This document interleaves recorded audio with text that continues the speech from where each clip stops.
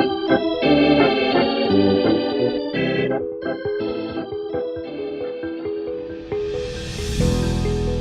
a pitch on the way. He swings and fouls it off, and the man from Walla Walla will take that one home. Swing, there's a drive to left. That one is long gone. Now, I might have been a small part of your life, but you've been a very large part of mine. And it's my privilege and honor to share with you the greatest game of all.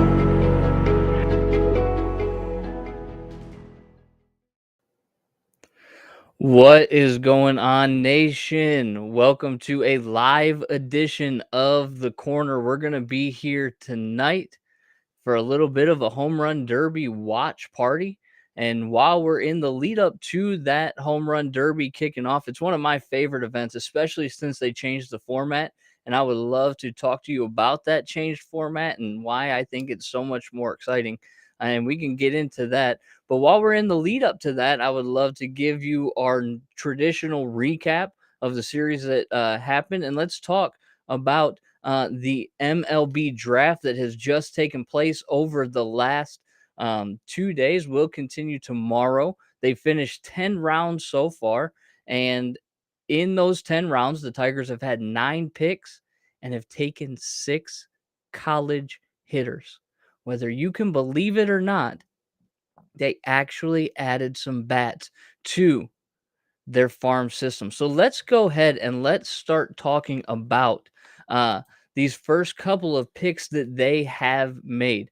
You know, the Tigers were picking at 12 in the first round, and it was a bit of an odd first round because any mock that you saw had some had about 11 position players and bats going before even the Tigers got there. And it was a little nerve-wracking to say the least because we knew that there were a couple prep arms that were on the board that could be who the Tigers picked. And even when they were picking at 12 and, you know, the Rangers had shook up the draft a little bit by drafting Rocker number 3 overall. And then the Cubs went and reached for another collegiate arm as well. Things started to take shape and you wondered, okay, is this the year that the Tigers actually draft somebody in the first round that people are excited about? And, or was it going to be one of those situations where they took the prep arm because they were the best available, like they had done so many times in the past? And it got to 12. And at 12, sitting on the board was a third base prospect who was 17 years old and played junior college this year to reclassify for this draft, named Cam Collier. And that's who I wanted. But they ended up taking a guy named Jace Young out of Texas Tech. And it seemed underwhelming at first. It was one of those situations where you kind of wondered, did they leave, you know, a little bit out there not taking Collier at 12 when he basically fell into their lap? But Jace Young is who they took. He's an infielder. He hits left-handed, hits for power. Is 6 foot 205. He was a 4-year player, a 4-year junior at Texas Tech. Projects to potentially be a second baseman. They tried him at third his freshman year, was having some trouble with his arm and getting the ball across the diamond accurately, transitioned to second base. And that's where he kind of stuck. But what is most impressive about Jace and the reason why they drafted him is his bat. He has above average hit tools, above average power tools. And watching some video and looking at him, his approach at the plate is very, very good. He has a very narrow stance to start in the box. And attacks the ball left-handed, nice stroke. But then in an at-bat that I watched, he had 2 strikes on him. You saw that stance widen out. There was no lift of the front foot, choked up on the bat, and hit the ball hard to right field in the at-bat that I saw. He is somebody that's going to put the bat on the ball, does not strike out a ton, does have good plate discipline. And truthfully, even though he's not Collier or somebody maybe we thought that they should have taken at that pick, this was a really good pick. And you know me, if you've watched the corner for any amount of time, you know that I am not shy in my opinions on the general manager of the Detroit Tigers, Al Avila. But I gotta say, he did pretty decent in that first round getting Jace Young. It was a good pick. I'm gonna give credit where credit is due, and that credit is due to the fact that Young is one of those guys that could have a quick turnaround time in the minors. Now, we don't want it to be too quick to where he has Torkelson like struggles in his debut, but he could. Every player's different. Uh, Probably project him to be up maybe as a late season call up next season, or in 2024, potentially throughout the year. There would be when you would probably expect to pick him up. Now, they had a competitive balance pick that they traded to the Tampa Bay Rays for Austin Meadows with Isaac Paredes. So they picked in the or in the second round at 51 after 12, and then they also lost their third round pick when they signed Eduardo MIA Rodriguez this offseason. So the Tigers had picks 12, 51, and 117. And with that, in the second round at pick 51, they picked Peyton Graham out of Oklahoma, a shortstop who's lanky, athletic, a pretty decent fielder, has played all of the infield positions from studying up on him.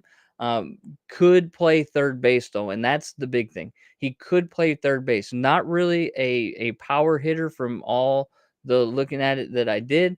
More of a contact approach in his hitting, but a very solid hitter that has a good approach. So shoring up that infield and getting bats seems to be the MO. When we look, we got 1, 2, 3, 4, 5, 6 bats, as I said, from college uh, in their first 10 picks. And they're really only 9 picks because they didn't have that competitive balance pick. So 6 of 9 picks were all hitters, which is fantastic moving forward. A couple other names that they got, they did draft a third baseman out of Boston College named Luke Gold. They also drafted another shortstop, Danny Soretti, out of North Carolina. They drafted an outfielder from Tennessee, Seth Stevenson.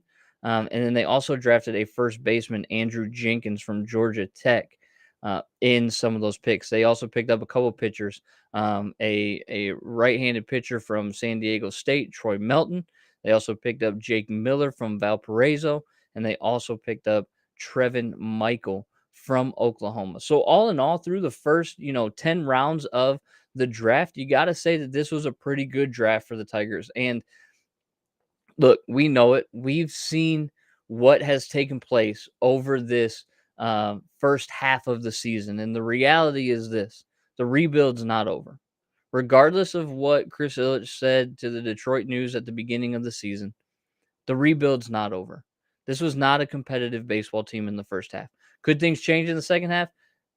Probably, or maybe, but not probably. It's going to be much the same because the pitching staff is decimated, and you've got a lot of young arms that are going to be on inning limits, so that bullpen's going to be taxed a lot. It could be very rough, but it could also mean that you're going to see a lot of the younger guys.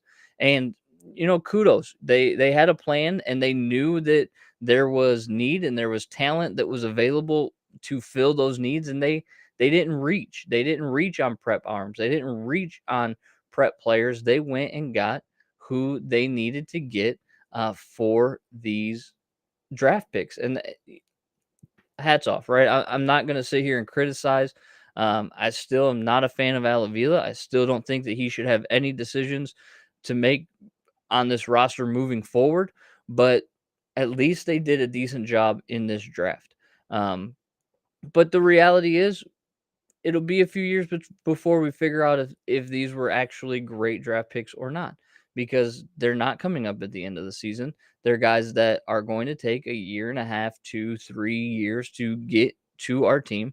So it's really going to be dependent on that player development piece. And, their player development has been rumored to have been better than what it has been in the past.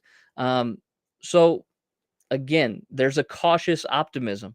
Um, the first half was a complete disappointment, but this draft again brings in hope anew in a way, right? It's a cautious optimism with um, the Tigers moving forward. Before we move on to the recap, I do want to remind you to like and subscribe at our YouTube page. Hit that thumb button, click that bell, so that you can get up to date on all of your Detroit Sports Nation news as we cover everything. You can also follow The Corner, this show, on Twitter at DSN at the Corner for all the updates there. We are live tonight on Facebook, YouTube, Twitter, all of those places. So make sure that you're commenting, that you're liking, that you're sharing the video, so we can have a conversation, right? We're going to be here to watch the Homerun Derby, one of my favorite events in sports, especially since they've uh, changed the format from the 10 out rule to the timed rounds. And I think it is a fantastic way to get more action and not just let guys take pitch after pitch. But we're going to get to that. That starts in about 4 minutes at 8 o'clock. And we're going to talk about that. So for these next few minutes, let's talk about what happened in Cleveland. My goodness, my goodness, my goodness. It was awful. They were terrible, absolutely terrible in Cleveland over this last weekend. They were swept by Cleveland. It was supposed to be a 4-game series, which they most likely would have gotten swept in because they had a bullpen day on Sunday against Shane Bieber. But mercifully, they were rained out on Sunday, which, I mean, is just a blessing in disguise because we got to go in to the All-Star break on a 4-game losing streak instead of a 5-game losing streak. It seems like forever ago, absolutely forever ago, that the Tigers swept the Guardians at Comerica Park. Forever ago. But here we are, about a week and a half later, 2 weeks later, and they lose a 4-game series to the Royals. They split a series with the Chicago White Sox, and then they lose a 4 turned into 3-game series with the Guardians. And it was much of the same of what we've said over the entire first half. This team just cannot hit the ball when they need to. They really struggle to get runners home from in scoring position. It's just brutal. I mean, Michael Pineda talks about it being the worst start of his life, and you got to sit there and think, yeah, you know what, Michael? It absolutely was the worst start of your life because it couldn't have been much worse. I mean, he get 2 strikes on a guy and can't put him away. Can't strike him out. Not to mention the game that got blown in between there on Friday, but by Fulmer. Fulmer struggled. You have the lead, you claw back, you score 4 runs in I think it was the 4th or 5th inning, and you really put the pressure on them, and then you end up losing that game. That's not a game that you should lose. Not a game, especially after the I caught myself. The Guardians had gone up, 3-0 real quick in the first inning. And then you called back because Reilly Green is phenomenal and has been phenomenal. And yet you end up losing that game because you have relied so much on your bullpen. And the bullpen has been fantastic. Okay. There's no reason to doubt the bullpen except for when they have to be overextended, except for when they're constantly being asked to get 4 or 5 innings a game. I mean, Faedo, Faedo didn't pitch. I'm sorry. It was I don't even remember who it was in the first game, to be honest with you. But it was Rodriguez. It was Elvin Rodriguez. Rodriguez asking for a lot of innings. Drew Hutchinson the next day asking for a lot of innings. And then Pineda, he was out after 2-3 innings, just of absolute brutality against our starting pitching staff. And that's what the Guardians have done all season. It's why they are second place in the divisions, because they create havoc and they cause problems on the base pass, and have just done a phenomenal job putting pressure on defenses. And the worst thing about it is that they have one of the youngest rosters in all of Major League Baseball, but yet they're playing good and competitive baseball, which again goes to this whole rebuild idea for the Tigers. Like, where are we at with this thing? Right? We thought it was over. We thought the signing of Eduardo Rodriguez, and we thought the signing of Javier Baez. And we thought that, the trade for Austin Meadows really was going to make a difference on this team. Well, Rodriguez hasn't pitched since May, and nobody really knows where he's at. Nobody has even heard from him. Then we also have a situation where Meadows hasn't played much because of his ailments, and Javi is finally starting to hit the ball, but it's just been a struggle. It has not been a good first half. It has not been a situation where, as a fan, you sit back here and you go, I'm proud of this team. I'm glad for their effort. Like, no, not at all. The effort on most days, yeah, they have some scrappy moments for sure. But, I mean, my goodness, it's been terrible. You're 18 games. 18 games under 500. 18 games under 500. Not going to even improve upon your record from last year because you've been that bad. And yes, look, we can sit here and we can blame injuries, but guess what? Every team deals with injuries. We could sit here and blame, player struggles. I get that. Paul Robinson, thank you for the first comment from Facebook saying that Meadows is in witness protection. I don't know if it's Meadows in witness protection or if it's actually Eduardo Rodriguez in witness protection. And yeah, it's not been good. But back to what I was saying, we could blame player struggles, but players slump. Okay, it happens. Now, do they all slump at the same time? Not generally. I mean, the amazing thing of seeing averages, and I'm not a huge batting average guy. I like a lot more predictive and analytical stats when it comes to offensive production. But when you post a starting lineup and their averages are all sub 250, it's brutal. And then you put a guy like Victor Reyes, who's growing on me, I'm not going to lie, into the starting lineup, and he's got the best average. Again, not that I'm hanging everything on average, but he's got the best average in the lineup. It's just like brutal. Just absolutely brutal. But Paul, I appreciate your comment. You're on the Fire Avila bandwagon, as I think 90% of Detroit Tigers fans are as well, because look, the proof is in the pudding. Today's a day of remembrance for Detroit Tigers fans. If you remember, July 18th, 2017, and I only know this because of Facebook memories, so thanks for that, Facebook. But today's the day that JD Martinez was traded to the Arizona Diamondbacks. What do we have to show for that trade? Nothing. Nothing to show for that trade. We had Joel Lugo. We had Sergio Alcantara. We have Jose King, who was 18 years old when the deal was made. And now he's 23 years old and hasn't made it above A ball. That's what we got for JD Martinez. Save me, the market was bad. Save me, the market was bad. Rick Hahn in Chicago got a heck of a return for Jose Quintana when his deal was expiring. Sure, he's a lefty pitcher. I get that. He was dominating at the time. But let's talk about the pitcher that we had that was dominating at the time, named Justin Verlander. What did we get in return for that? In the same year, 2017. Franklin Perez, who's pitched a total of like 26 innings in 5 years. Jake Rogers, who's down with Tommy John surgery, and okay, the verdict's still out on him.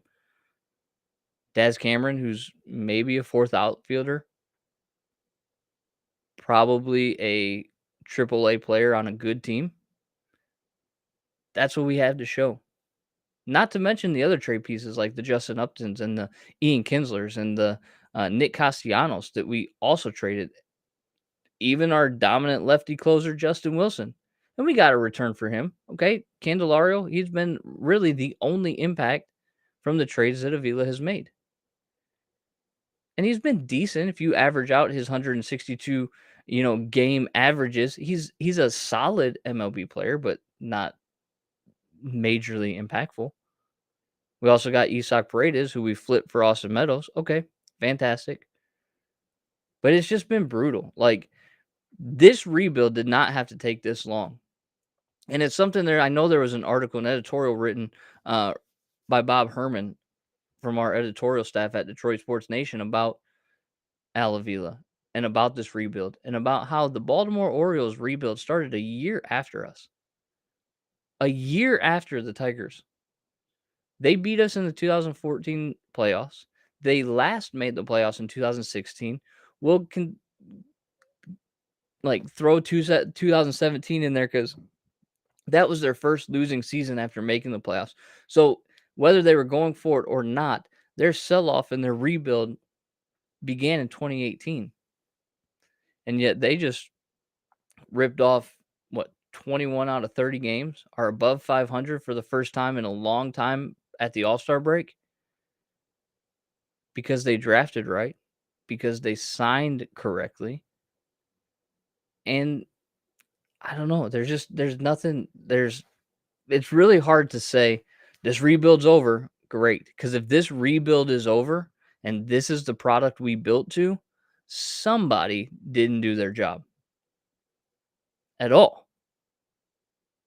Because we are 18 games under 500 at the All-Star break, quite possibly picking number 1 overall in the MLB draft next season.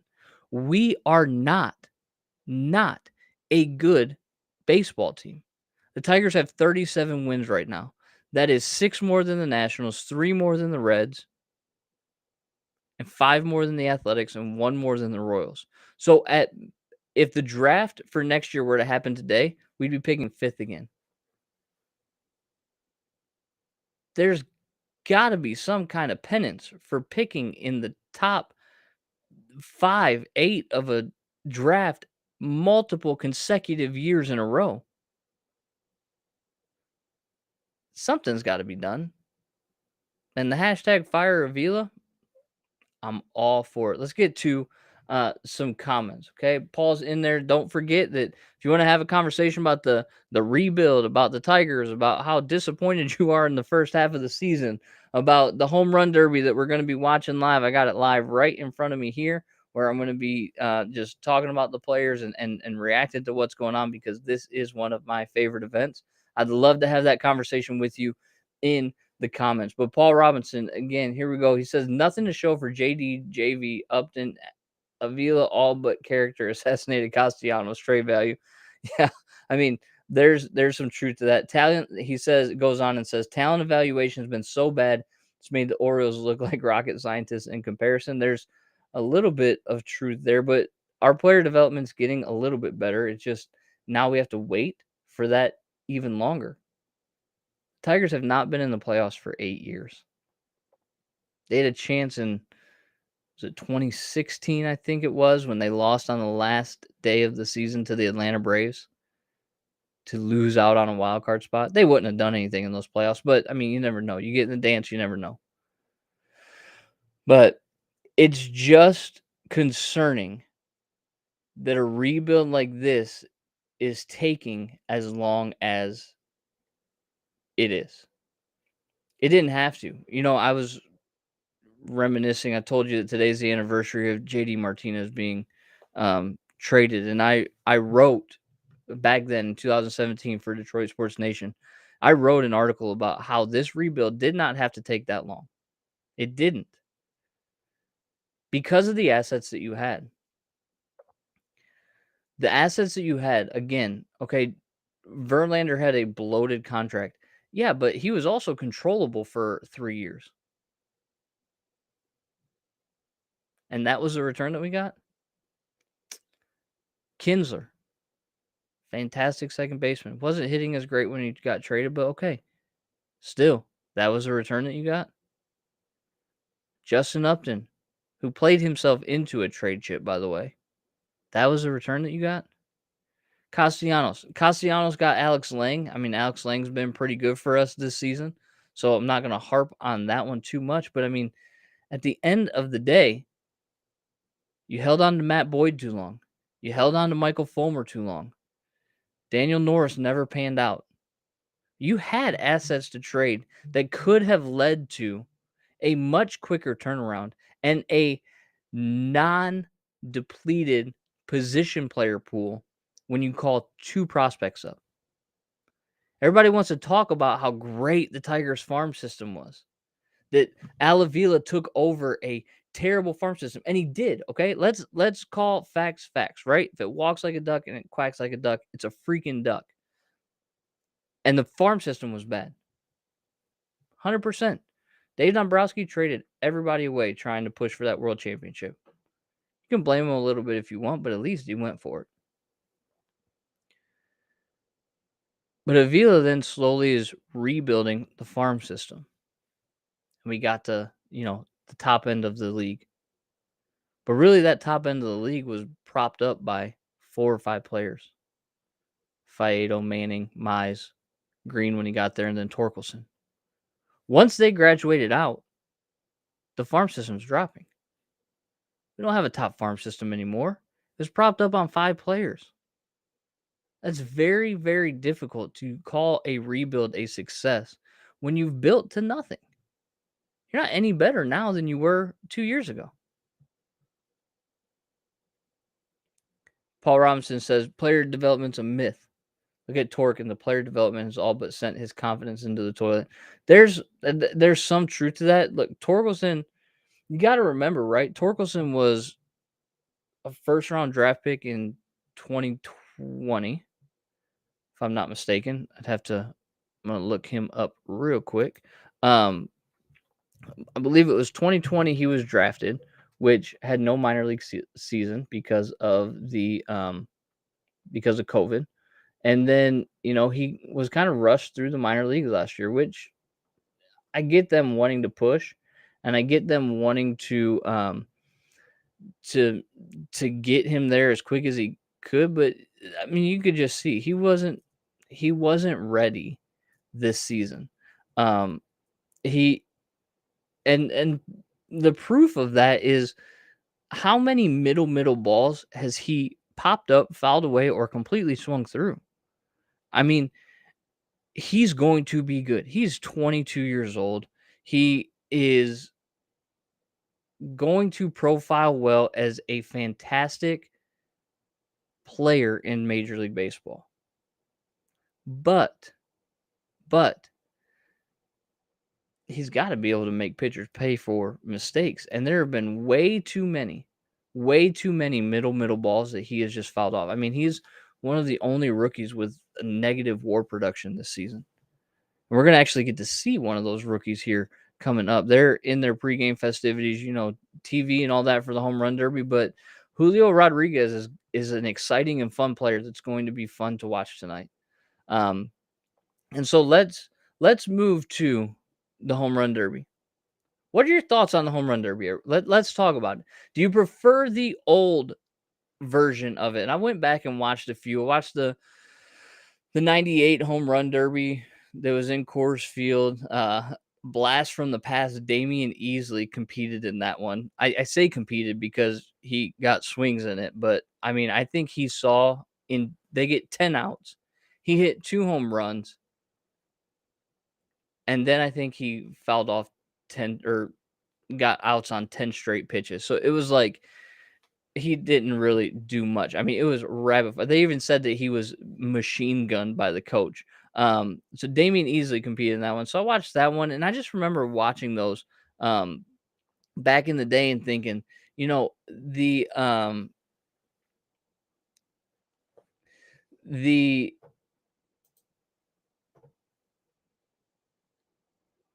format was good and it was fun, but at the same time, it did take forever.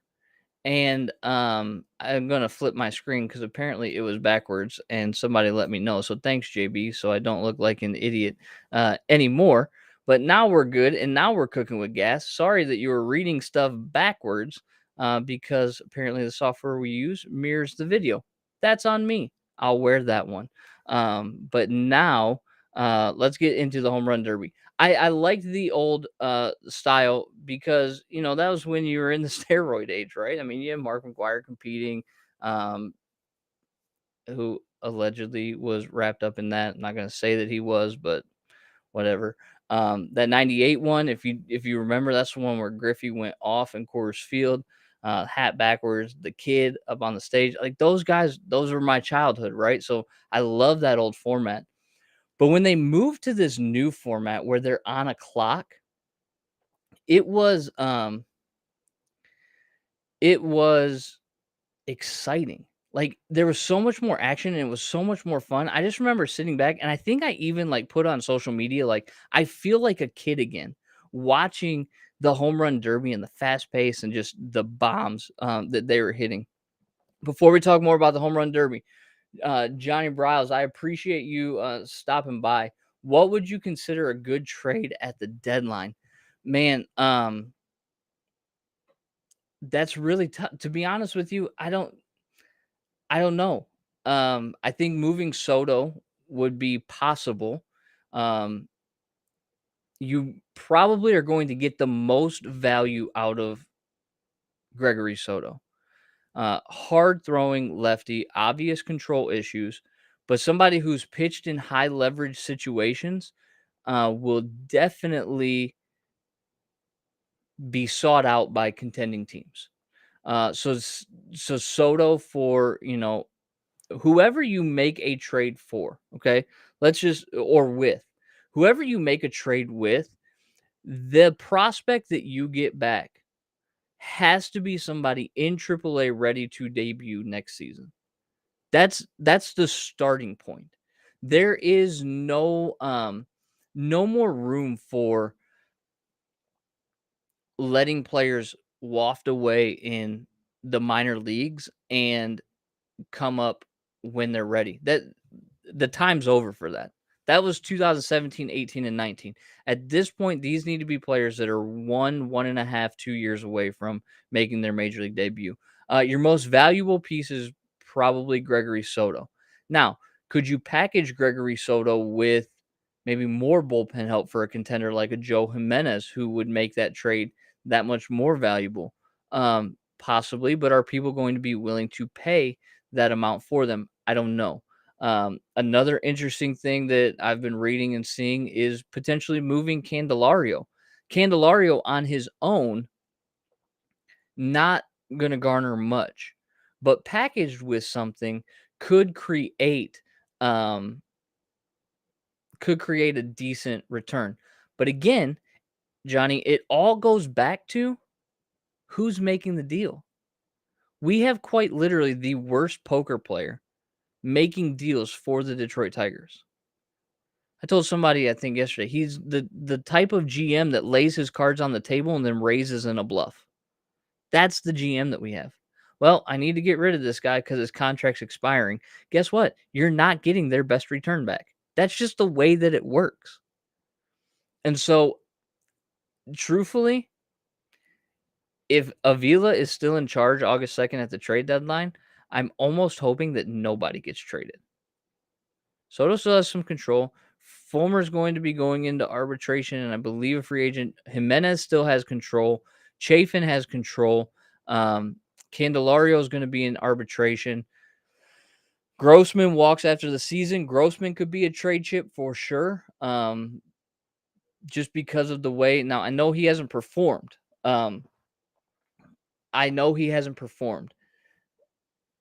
But he can still work at bats. He's still a veteran leader, and he's a great defender. So somebody interesting like the Yankees could be a trade destination for Grossman. Why? Because they have Joey Gallo, and he is awful.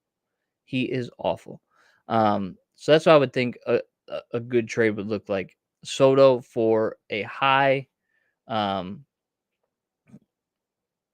infield guy that's going to debut next year or this year. We're going to get to more comments throughout the night, so make sure that you continue to throw them up there. But the home run derby is starting. And let me give you a rundown. First of all, we have number 1 seed Kyle Schwarber is facing off against number 8 seed, the ageless wonder, Albert Pujols.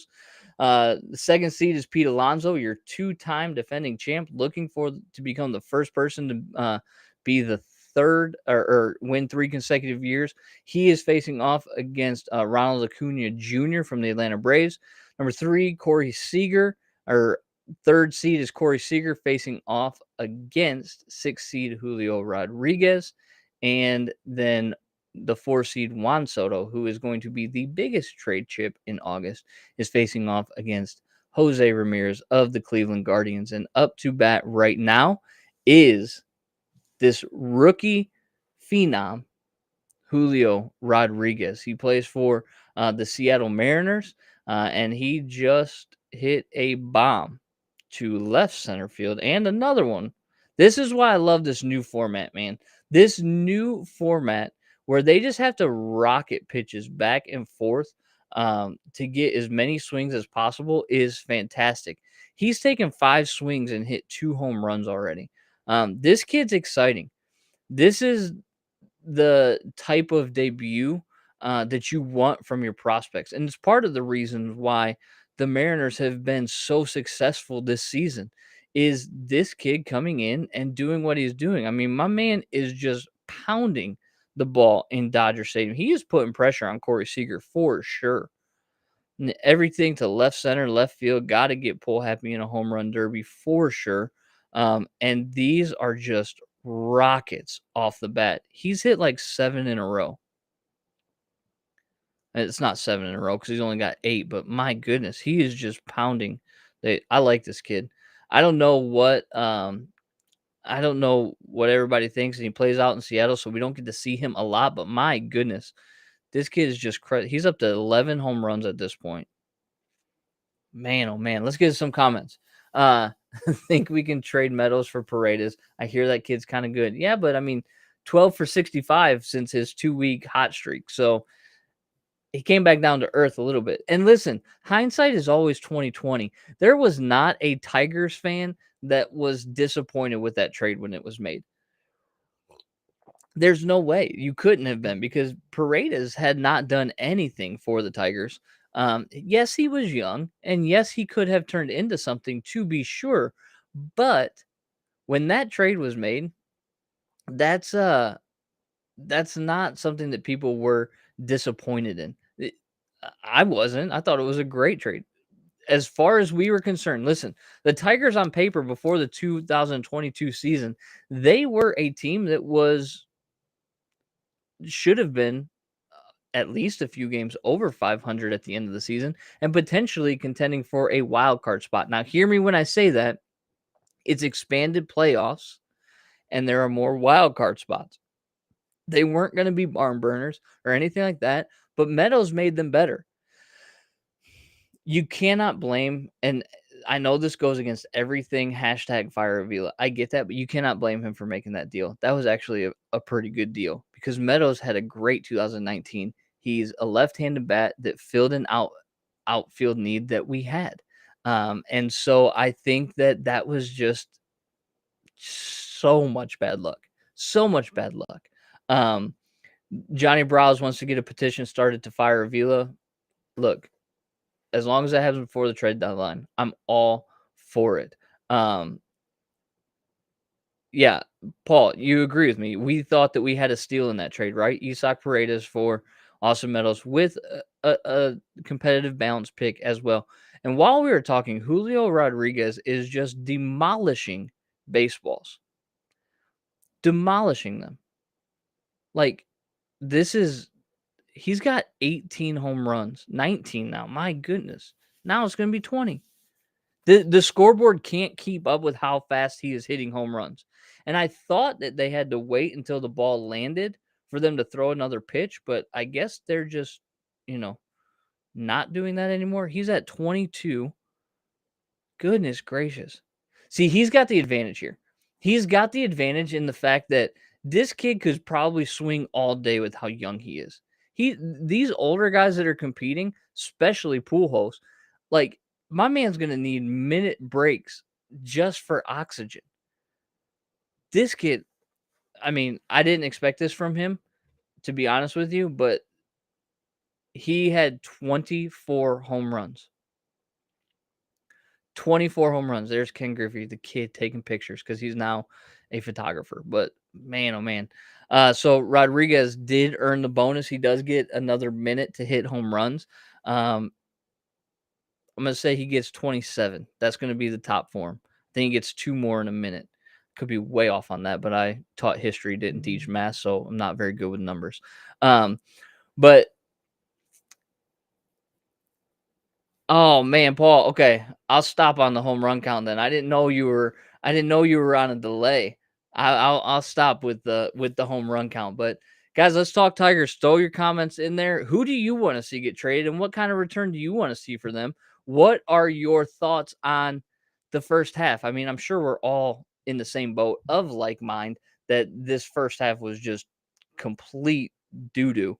But let me know. Who do you blame for the first half? We've talked at length about Avila. Anybody else? Anybody else that you blame?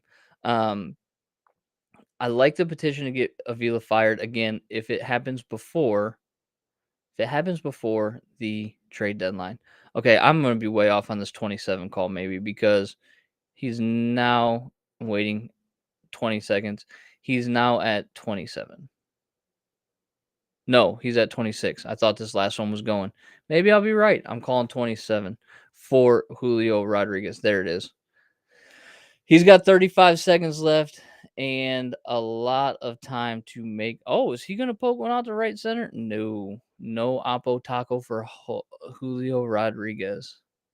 And I was wrong. He got 28.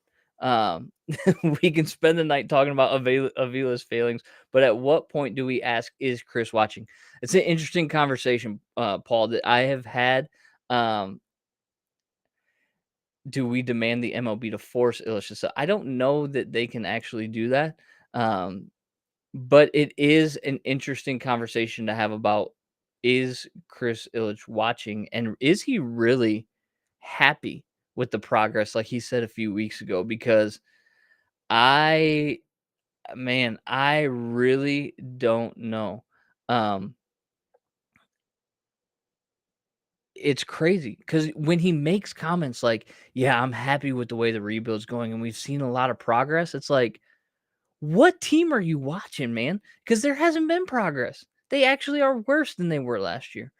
But then again, I had another buddy of mine say, maybe his statement about the rebuild being 100% over was the line in the sand for Avila. I could buy that. But if it really is the line in the sand and Chris really wants to prove that he's watching and he cares about this team, then if I were him, I think Avila would get the door tomorrow. Yeah, I think he would, because then that would give somebody enough. And you know what? You get rid of him tomorrow, and then you just are like, we're standing pat. Unless somebody blows us out of the water with a deal that we cannot pass up, we're standing pat at the deadline. Then you hire your new GM, and you just go from there. The question from Johnny is, do you think Theo Epstein would be interested in a job if available? Man, you're speaking my language, Johnny. Johnny, that is the only guy that you go. I tweeted out the other night. You give Theo Epstein the moon to come to Detroit. Whatever he wants, and one of our writers on DSN even said, you give him a blank check to come to Detroit. And I'm all for it. Now, philosophically, would that work with the way that Chris wants to build his team? I don't know, because I really don't know what to make of Chris Illich at this point.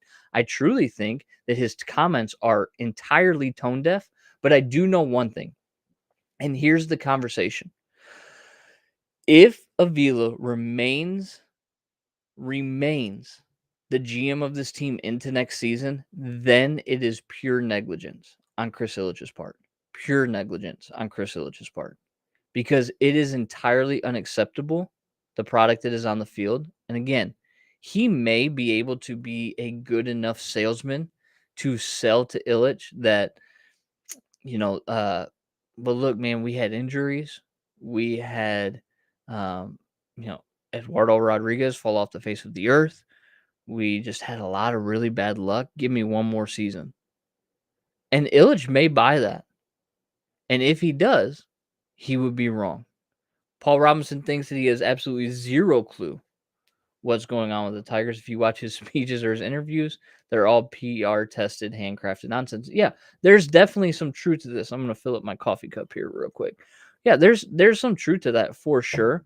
But I always got to remind myself that as much as Chris Illich sounds tone deaf, and as much as he will get on the opening day broadcast for the one game a year that he attends, and says that he's a baseball guy, I don't buy it. I do not buy that he's a baseball guy. He's like, oh, I played growing up. Oh, congratulations. So did 70% of all boys in America. And girls played softball. Like, great. That's what you do as a kid, is you play Little League. That's not an answer, my man. That is not an answer at all. So I just don't trust the baseball acumen from the guy that owns the team. Does he need to have great baseball acumen? No, and not necessarily. But you have to be competent enough to surround yourself with the people that are really good in the baseball acumen. Because oftentimes you get in a situation like this if you don't. I would love to hear the answer to that comment that is in the chat from Detroit Sports Nation. Okay, from us here. What's your favorite memory about the 2005 Home Run Derby in Detroit? What is it? Home Run Derby. We all played it as a kid, right? Like, if you had a wiffle ball, I remember we had a backyard and we had an old craftsman style house, so we marked it like anything over the kitchen and bedroom window. If it was above that, was a home run, and we'd sit out there and play Home Run Derby. Like, this is the definition of a kid's game and a kids activity tonight that we're getting to see professionals do, which is, I think that's why it's so fun. Corey Seager sitting at 12 home runs with 50 seconds left. Going to be very difficult if he does not get on a roll to beat the young phenom Julio Rodriguez, who hit 32 bombs. And they were bombs. They were, man, oh man, what a beautiful swing. Just hitting line drives. Maybe that's one of the reasons why I'm so excited about the Home Run Derby, is because we've not seen home runs in Detroit this season at all. If I were to look on Fangraphs right now and look at team home runs, the Tigers have a grand total of 53. 53. That's crazy. That's it. The Yankees, by comparison, have 3 times that much. 57. That's insane how little home runs the Tigers have hit this year. So maybe I'm getting my fill of home runs in this Home Run Derby tonight, and just maybe a little bit of therapy for me just to watch the ball go over the wall, because we know it's been brutal. Favorite memory of the Home Run Derby? I want to hear it. And also talk to me about this. Like, do you like the new format where they're on a clock, or do you not like the new format? Do you prefer the old 10 out, take as many pitches as you want? I'm trying to think of my favorite home run memory. Obviously, yes, definitely therapy. Potentially. And that's why we do this, right? It's just hanging out, having fun. Talking about baseball, one of the greatest games ever in the world, to kind of escape for a little bit. Seager needs 12 home runs in a minute, and I don't think he's going to get there. I think he tops out at 23. It's going to be my guess. Yeah, one more home run and we're at 53 between the first two batters. But Yeah, what's your draft question, Paul? What's the draft question? Let's talk a little bit more about the draft since my graphic goes backwards earlier like a doofus. Hit me with any questions, Tiger related, baseball related. I will do my best to answer that question or try to find an answer. I will not BS you to the best of my ability. To the best of my ability. Corey Seager, a guy that the Tigers could have had this offseason. Don't forget that. He was signed for probably too much money than the Tigers were willing to pay somebody of his caliber, but he's a good baseball player. And the fact that the Tigers, Seager lost by 8, 32-24, good showing, but just not enough. Oh, yeah, Paul, to answer your question, that's a great comment. Do you think the first 2-round picks are Avila's way of attempting to keep his job a la Quinn in 2020, taking Akuda over Tua? It's funny that you say that actually, because last night during the draft, I literally said this to my friends that this was his Okuda pick. Um, and there's a reason for that. Listen, again, think Jace Young was a good pick. Think it's gonna be fine as long as he finds a way to play defense well, specifically at second base. I don't think they're gonna move him to third base. I don't think he has the arm strength for third base. I think he's going to. They're gonna say, play second base, learn second base, be our second baseman. And truthfully, if you get a nice lefty pop with the bat, second baseman, that's a good addition to a lineup. Some of the things I read on him said that he's not going to be necessarily a defensive liability, as in he won't lose you games at second base, but he just won't have a huge impact in the field as well. But I think that your point stands about it being an Okuda-esque pick in the sense that Collier has the higher ceiling. Collier has a great profile defensively, arm strength wise, but also as a lefty bat. He's only 17, played junior college this last year, and probably has a little higher value or value impact towards the organization. But they passed on him for a guy who is also a lefty bat, who is also an infielder, that will be there quicker. It's not necessarily apples and oranges. It's a pretty legitimate comparison in my line of thinking. I would say that it potentially could be one of those things where he's saying, look, I know that we have a need and we lack depth when it comes to bats, but look, I just drafted you 6 bats in 9 picks. I think we can make a run at this. I don't know. The onus is going to be on Chris Ilitch. Do you buy it? Do you not buy it? That's what it's going to boil down to. Do you buy it? Do you not buy it? Um, yeah, kind of a I need to save my job situation. All right. Stepping into the box is Ronald Acuna Jr. He is going to be facing off against the 2-time champ, Pete Alonso. Acuna is going dead center, and he's spraying the ball all over the ballpark, man. He's not, these first few pitches from his pitching coach or batting practice coach have not been fantastic. Getting under the ball a lot, popping them straight up. Not a lot of missiles like you saw Julio Rodriguez hit. These are high fly balls. That one might have a chance to right center field. Ooh, he just snuck one over the wall to left center field. So he's got 2. Look, in Dodger Stadium, the way the Dodger Stadium with that curved wall in the outfield, you got to try to get the ball to the corners because it's a much shorter distance. Are you disappointed? Are you disappointed that anybody is not that somebody's not participating in this year's home run derby? Did you want to see maybe Giancarlo Stanton back home in Southern California participate, knowing that he hit a ball out of Dodger Stadium a few years ago, which was just an absolute tank job? Paul, again, Ilitch is tone deaf towards fans' concerns, and that has been evident since his father died. Potentially, yeah. There's definitely, again, the first couple of years of Avila's tenure, it was dictated maybe by Mike I.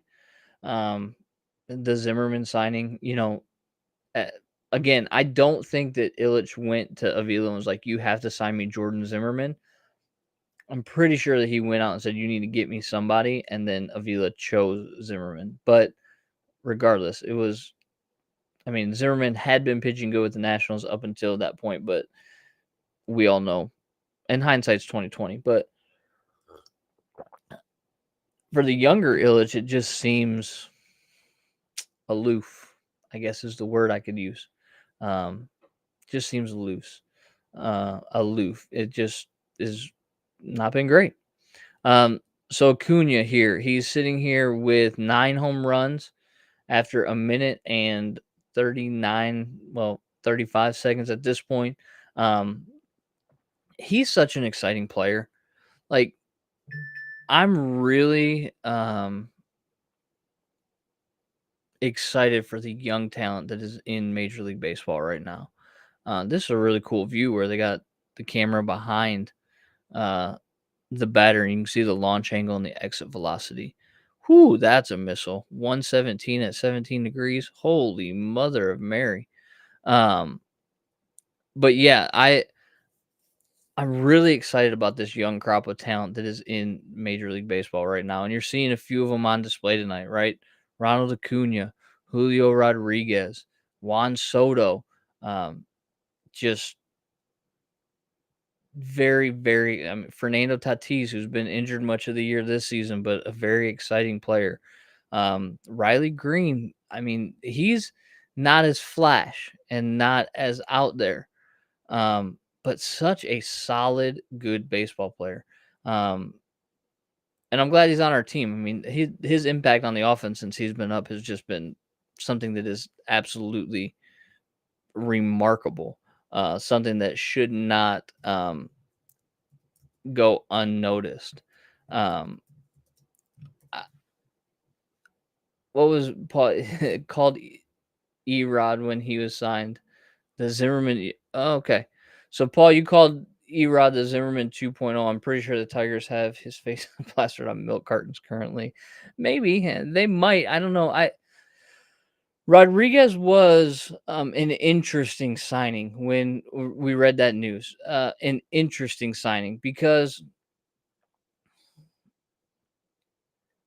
you had 2 young guns in Skubal and Mize, who you knew were probably going to be on a little bit of a limit, right? They got to get them stretched out over 162 games. I understand that.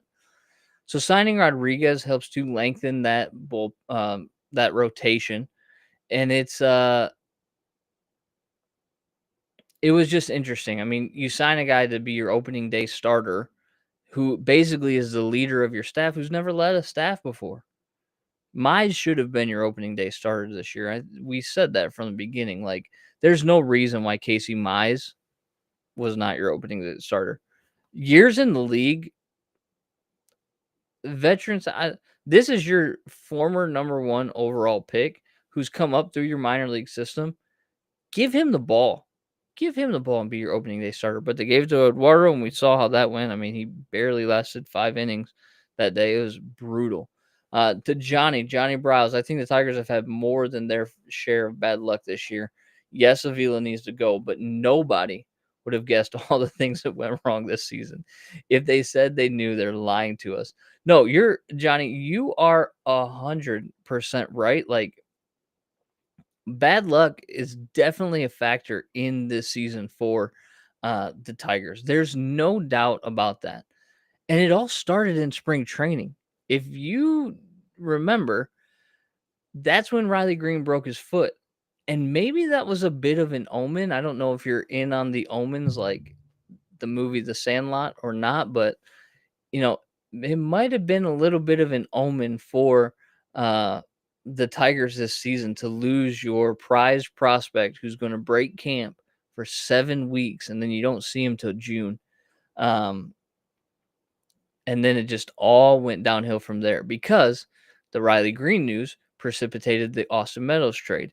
Then Austin Meadows means we don't have Isaac Paredes, who goes crazy for 3 weeks and people overreact. Okay, I get it. We don't know. The verdict is very much still out on Isaac Paredes. Could he be a good player? Yes. And was he more of the prized prospect coming over for Justin Wilson and Alex Avila than Candelario was? Yes, he was. Did the Tigers maybe give up on him a little bit too soon? Yeah, they probably did. But we don't know what he's going to be. Meadows at least has a track record in the MLB, but that move was precipitated by them having a hole in the outfield and not really knowing if Willie Castro could play the outfield, and knowing that they only had to rely on Derek Hill and his bat, which is Swiss cheese, or go out and get somebody. And they went out and got somebody. But they definitely have had bad luck. I mean, look, you lose your entire starting rotation, save for your stud lefty, by May. Yeah, that sucks. Like, that's not good. Reilly Green has been a breath of fresh air, Paul. Eduardo was never worth the $77 million. Maybe not, but do you think Javi was worth the $162 million that we gave him? I'm not opposed to it, to be honest with you. Yeah, Paredes is hitting in the 230s. He had a stretch of 2 weeks where people started to lose their mind about this trade again, and it's not accurate. I mean, he's 12 for 65 over his last few games. He's coming back down to earth, guys. Just everyone relax on that. Paul, why'd you hate the Baez deal? Very curious to know why you hated the Baez deal, as the two-time defending champ Pete Alonso starts to tee off in Dodger Stadium and rake. So, Paul, you think he was the worst possible shortstop in the free agent market, huh? See, I think he was better than why do you think he's the worst? Is it the approach at the plate? Is it the free swinging? Because we've seen he's pretty good defensively. 6 years, 162 million might be maybe a little high, but in that situation, with the amount of talent that was on the board, they were going to get those contracts. I mean, yeah, taking Story, I think would have been a great pickup, and I wish that they would have,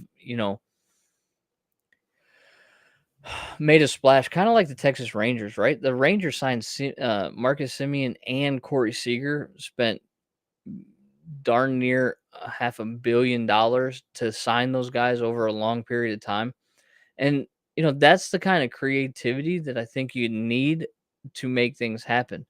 Would this team look different if they had signed Javi and Story? Yeah, you could have sent Torkelson down a lot sooner and moved Scope to first, Candelario to first, anything like that. Would the team look different if they had signed Correa and Javi? Well, yeah, obviously, clearly, right? That's like the dumbest question in the world. Personally, I wish they would have spent the $5 million more for Correa. However, as I take a sip of coffee, decaf, so I'm not up all night. But however, I'm really glad that they did not give him, Correa, the contract that the Twins gave him. That is, that contract. I mean, kudos to his agent. My goodness, that was incredible. Absolutely incredible. 3 years, boatload of cash, and he's got player options after year 1 and year 2. Like, yeah, Paul, he's not going to be a Twin after this season. So, maybe, I doubt it, but maybe he comes back, or not comes back, but maybe we can get him into the fold, but it better be with team options instead of player options, because it's a perfect situation for Correa, right? You have a down year. Oh, guess what? I'm picking up the next year of my record-breaking average annual salary. But at the same time, if he has a great year, he's out. And It's so bad. Charles, I see Charles is laughing at something. He's joined the chat. I'm curious to know what Charles thinks about the home run derby, favorite memories from the home run derby, who you think is going to win tonight. Ooh, let's do that. We haven't done that yet. Drop into the comments who you think is going to win tonight. And I know we're a little bit late, but you can still say Julio Rodriguez because he's got 2 more rounds he's got to get through. Maybe he wasted them all in the first round. Alonso sitting at 15 home runs, it looks like, with about 6 seconds left. And that means that he has got to get on a few more. Oh, he might only have to hit 3 more in a minute.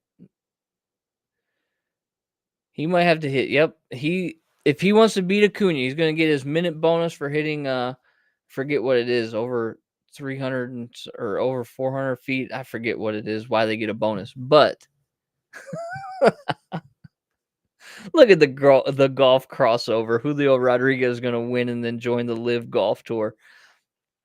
Maybe stranger things have happened, and the amount of money that they are giving out would make anybody want to come play for them. So Pete Alonso, he needs 3 home runs in a minute to move on against Ronald Acuna Jr. Paul Robinson says Soto. The bigger question is, does the home run derby curse follow the winner through the second half of the season?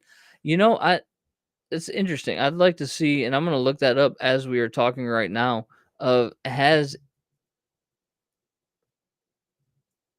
it affected Pete Alonso over the last few years? So let's look. In 2021,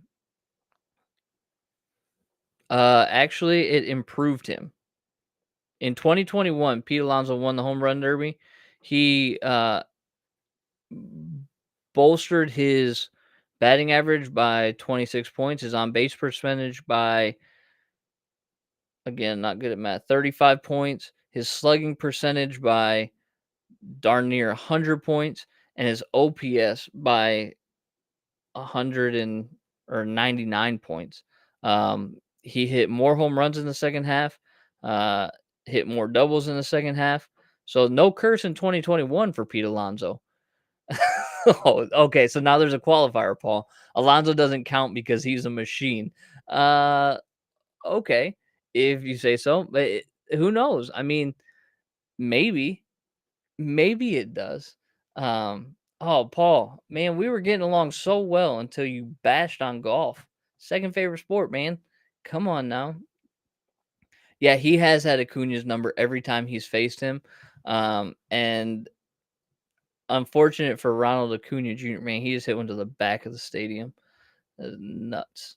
Those are such far baseballs. I mean, to hit the ball that far, the wooden bat is just crazy. Oh, he walked it off. Yeah, he's moving on. He's had Acuna's number for every year they face each other. He's beat him. All right, so we've got Schwarber and Pujols who have to hit, and we got Soto and Ramirez who have to hit. Unless I've missed something, but I don't think I did because I've been pretty in tune with this home run derby because, again, it is one of my favorite events. But yeah, it's going to be interesting. Pujols, I'm really interested to see how far. Paul, so you're a flip-flopper. That's what you're telling me. After you see Alonso hit, you're now picking Alonso. Soto hasn't gone yet, so I'll give you credit on that, but you can flip-flop. So Paul Robinson has got Alonso.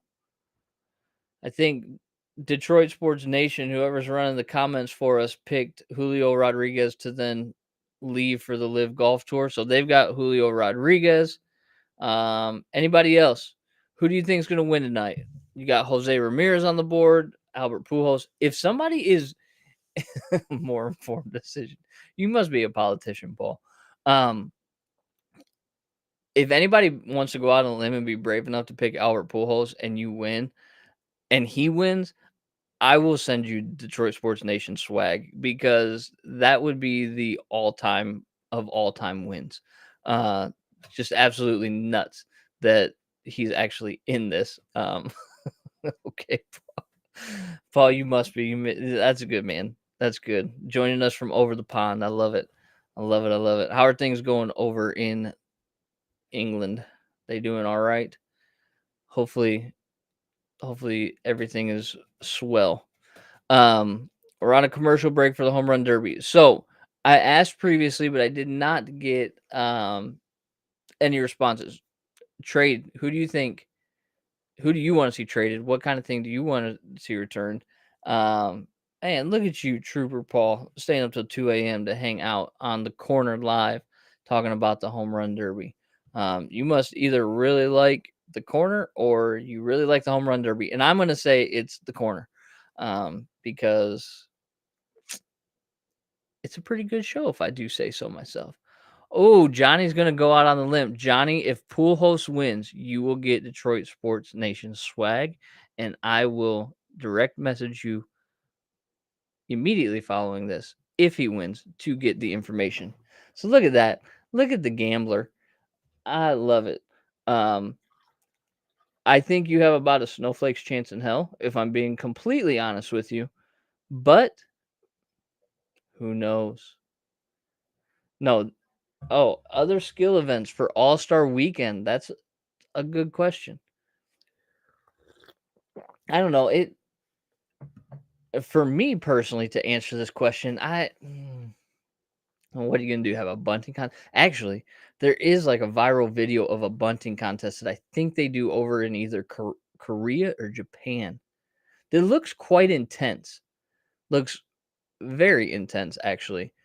But bunting is somewhat of a thing of the past, specifically given the lack of statistical probability to score runs after bunting. Your actually ability to score runs with a runner on second and one out is less than your ability to score runs with a guy on first and nobody out. But that's what they say, these newfangled analytics say. Some people buy that, some people don't buy that. It is what it is. You picked him in a Yahoo contest. So this is not something new. Johnny doesn't need a long shot odds and DSN swag to sweeten the pot. He picked Pujols in a Yahoo contest. All right. I respect it. I absolutely respect it, Johnny. What ego, Charles? What ego did I have about Pujols winning or about saying that I think that Paul's tuning in for the corner. That's why he's saying I'll play. What's the ego? Johnny needs the corner hoodie. Shoot, Detroit Sports Nation. I need the corner hoodie. Are you kidding me?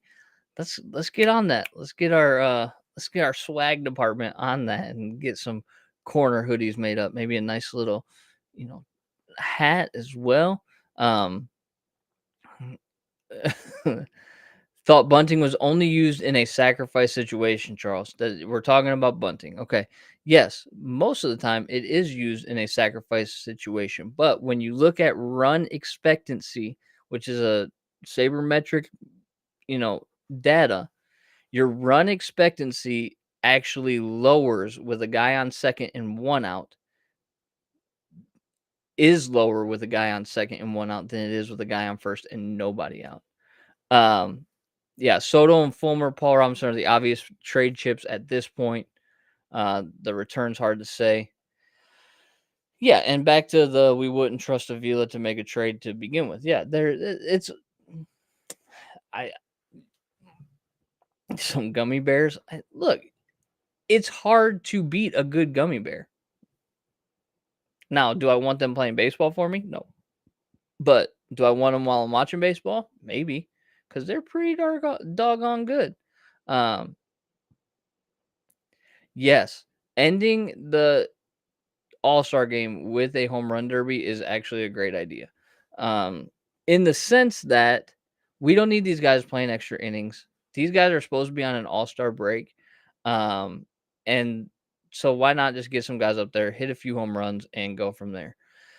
I'm a little surprised Jose Ramirez is in the home run derby. I mean, Michael Pineda is not pitching, so it won't matter. But I would have thought that maybe somebody else would have hopped in here. I'm glad that he's doing it. Very interesting that he is hitting from the right side off of a right-handed pitcher, being that he is a switch hitter.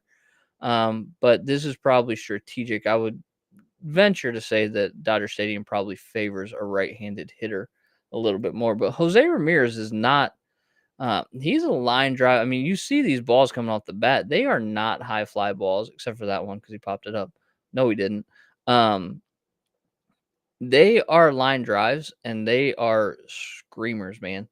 Yeah, it's maybe the only good change that's been made, the home run derby to break up a tie.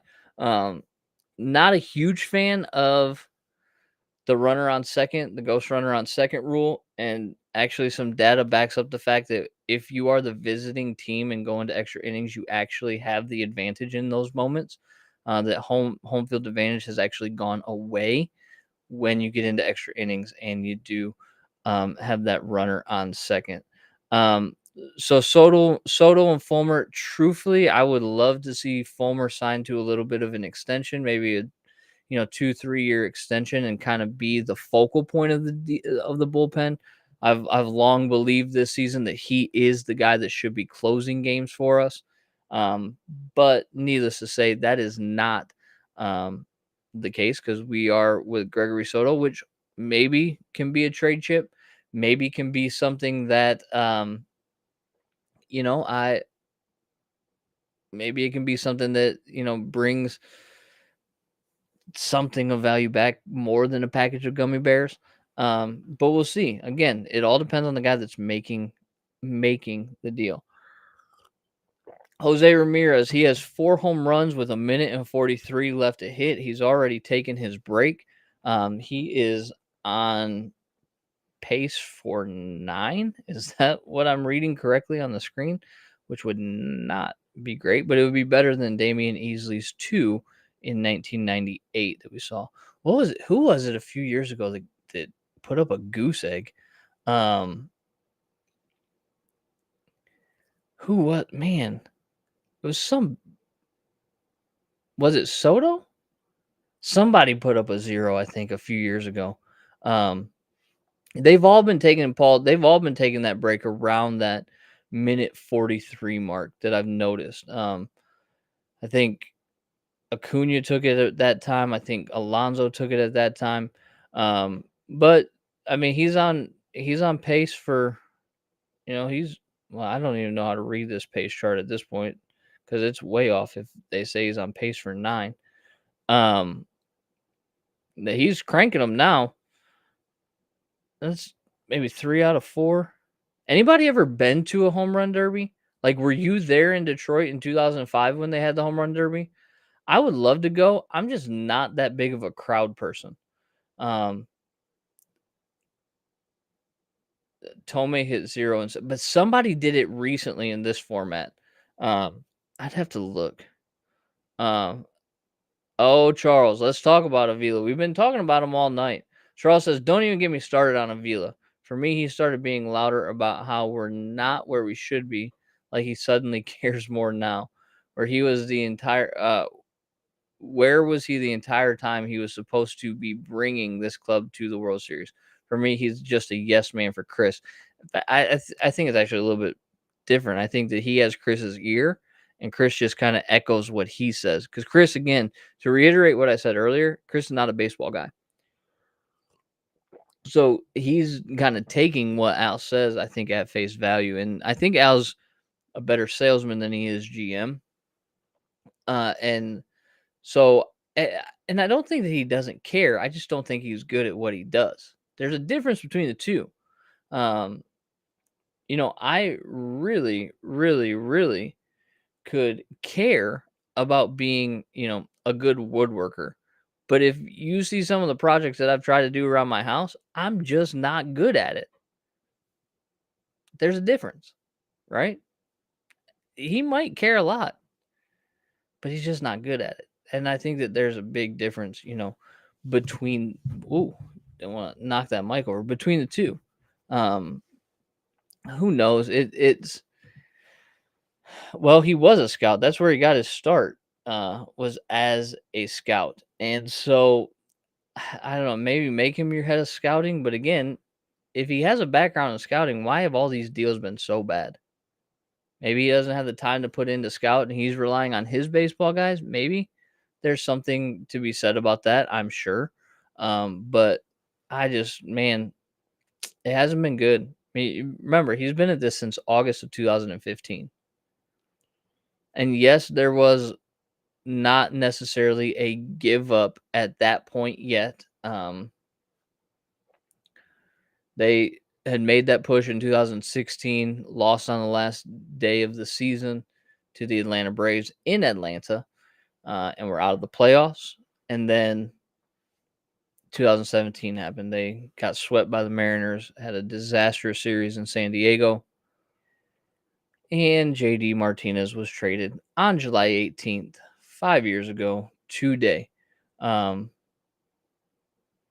Yeah, and that's a big problem, Paul. That's kind of another discussion I had with some friends last night. Is like when I look at competencies for a GM, I want to see somebody who's good at free agent signings, good at trades, good on the international market, and then good in the Major League Baseball draft. I think that's kind of my power rankings of core competencies for a general manager. And yeah, our international signees, they've made a push over the last couple of years, but prior to that were non-existent. Just non-existent. I mean, the White Sox have done a great job. The Yankees have done a great job on the international market, and that makes a difference. A hatchet man for Chris since he was annoying. Yeah, there's definite truth to that. There's definite the slashing of payroll. Juan Soto, the biggest trade chip, turned down a 15-year, $440 million contract from the Washington Nationals. And now they're looking at trading him. Which tells me, absolutely tells me, that he does not want to be Washington National. He could have had his future secure. They were going to pay him till he was 38 years old. And he turned it down for nearly $500 million. So now now they're looking to trade him, which, good for them. Moving on, trying to get something, and they will get something for him. I mean, you want to talk about value. There's a comparison put up. I don't know if anybody saw it on social media, but there was a comparison put up of through age 23 of Miguel Cabrera and Juan Soto, and their careers are very, very, very similar. Man, this guy, he is good. He'll end up a Dodger, would be my guess. He'll end up a Dodger or a Met or a Yankee. Those are probably your three destinations. Although if I'm the Nationals, I'm fleecing the Mets if I can, because they're in my division. But I just can't really foresee any other places where he might end up. And he's so good. You think the Mets? See, Paul, that's interesting that you would say the Mets. Like, I know that trading within the division is not as much frowned upon anymore as it used to be. But if I'm the Nationals and I've got this player who's 23 years old and a stud, he's turned me down for 15 years at $440 million. Do I trade him to a division rival? I don't. I mean, unless the package was just more than you could even fathom, I just don't see how you trade him to the Mets. To be honest with you, that just seems like a bad idea. A bad idea. You think he'll get 10 years, 500 million, or 14 at 575? He wants to play for a contender. Yeah, everybody wants to play for a contender. I get it. But I get where he's coming from. Like, he doesn't want to be in Washington. They're not a good baseball team. They have less wins than the Tigers. They're not a great baseball team, and I don't think he sees a future there, especially a 15-year future. Yeah, he'll end up somewhere. There was an article put out, I think, by The Athletic of like what your team could trade for Juan Soto. The Tigers weren't even on it, so don't think, because it would take, man, to get him, it would take Skubal, Fulmer, Soto, Manning, something insane like that, and then you probably had to bring on like a Patrick Corbin contract, a Steven Strasburg contract, which sounds good, but those two have not have not lived up to the contracts that they have. Cohen's crazy enough to pull the trigger on a deal that size. You saw with the lockout and with the CBA negotiation that Cohen doesn't give a crap with the rest. Yeah, he's a fun owner, right? I love seeing his tweets on the team and just the way that he reacts, and like you need a little bit. He's like the Mark Cuban of baseball, right? Which maybe Mark Cuban could be the Mark Cuban of baseball if he were to buy the Detroit Tigers, which would be phenomenal. But yeah, it's really interesting to see Cohen in his interaction because he just does not care. And you can see it in the way that it rubs off on his club. His club is performing quite well, doing a great job this season. And they're feeding. I mean, he just got in there and built a winner, and it's awesome. Awesome. Soto's struggling. He's got 20 seconds left, and he's got to get a couple more home runs. I think he's got the 30-second extra bonus earned. Money holds a lot of sway in the Tigers' decision, not when Mike was throwing money to secure a World Series. Yeah, the problem is money can't buy you a World Series, Charles. That's the issue, right? Money cannot buy you. I mean, we've seen it. We depleted our farm system to pay guys and to extend guys, and we had a nice run. 06 to 13 was, well, 14 because we did make the playoffs, so we'll give them that credit. 06 to 14 was a nice stretch of baseball for the Detroit Tigers, and one of the reasons why I got very heavily invested in the Detroit Tigers. But you can't buy them, man. You just cannot buy them.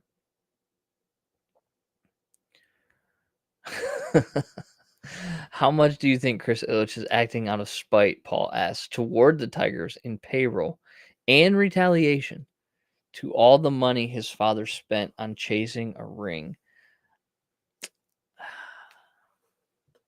I don't know, man. I'm not even going to speculate on that. I think it's a great question. I think it's a very interesting question, Paul. I'm not going to go near that question. We've seen Chris make the right decision with Ken Holland and the Red Wings, and then he brought in Yzerman. Maybe he can do the same here. I'd be interested to see like how much time he gave Holland to do his thing until he brought in a new GM. I just don't know. I think Chris knows hockey more than he knows baseball. And I think he relies heavily on the word of Al Avila. I think that he relies heavily on the people that he's surrounded himself with, which may not be that great of baseball people, but who knows? Yeah, Paul, you're right. He's never wanted to own a franchise, but I wish. Well, hold on a second on the Sheila Ford, because the verdict's out on her. I'm not going to sit here and bash her. She got a lot of crap at the Calvin ceremony, rightfully so because of her last name. But there seems to be, and I know there's no quantifiable data to back this up, but there seems to be something different about Sheila. And Charles, you're right. We were discussing this, and I think that you were right. Like, I don't want to take anything away from the conversation that we had. I think that there's a lot that needs to be proved. as far as how are things different, but there just seems to be a different sense or a different feeling around this team. Um, Albert Pujols, Johnny's guy, is up batting right now. He has hit 2 missiles to the warning track. So we will see if he can actually start to get one out. Pujols, if you remember, should be familiar with this ballpark because he was a Dodger within the recent past. There you go. He got one out. Now he's facing off against Kyle Schwarber, the NL leader in home runs. It's going to be a very tall task for Mr. Pujols here, and it's going to be interesting to see when he takes this break and how his swing starts to go towards the end. Is he going to be able? He's got one on the board, and he's just hitting the ball. Oh, he took it at. He didn't even get a minute into swinging.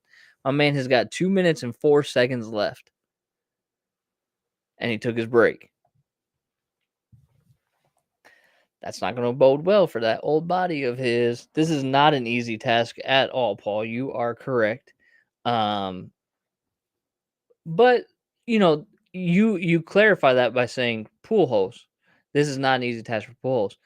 But it fits well with the comment that Charles said about the kids taking control of their parents' team.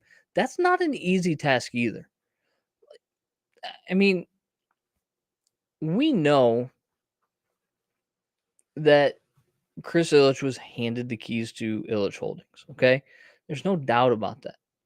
Sure, there's shared responsibility and all of that, but he's the principal owner of the Detroit Tigers and the Detroit Red Wings.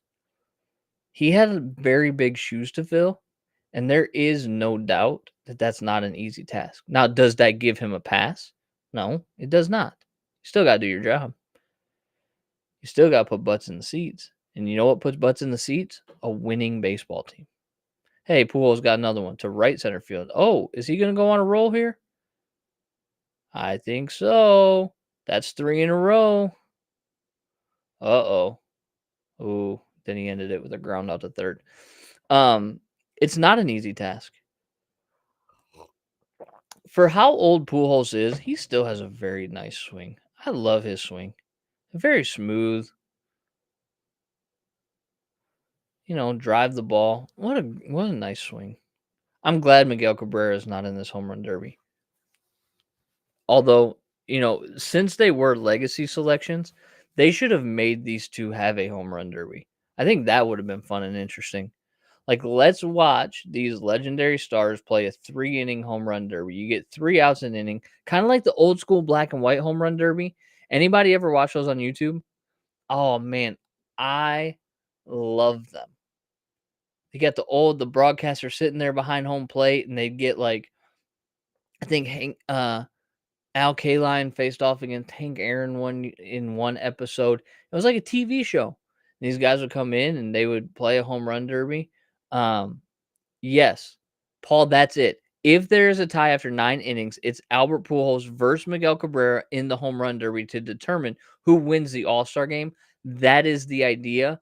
You need to package that, and you need to sell that immediately because that's a fantastic idea.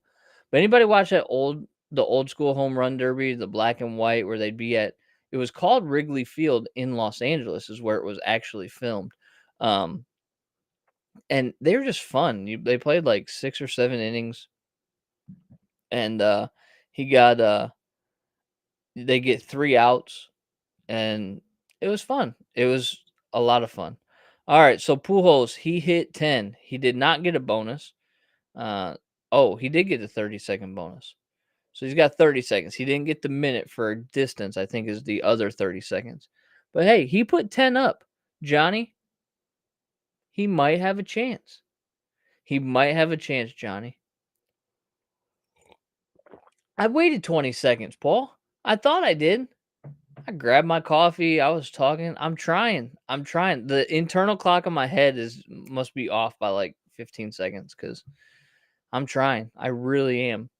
But he got 10. He's got 30 seconds left.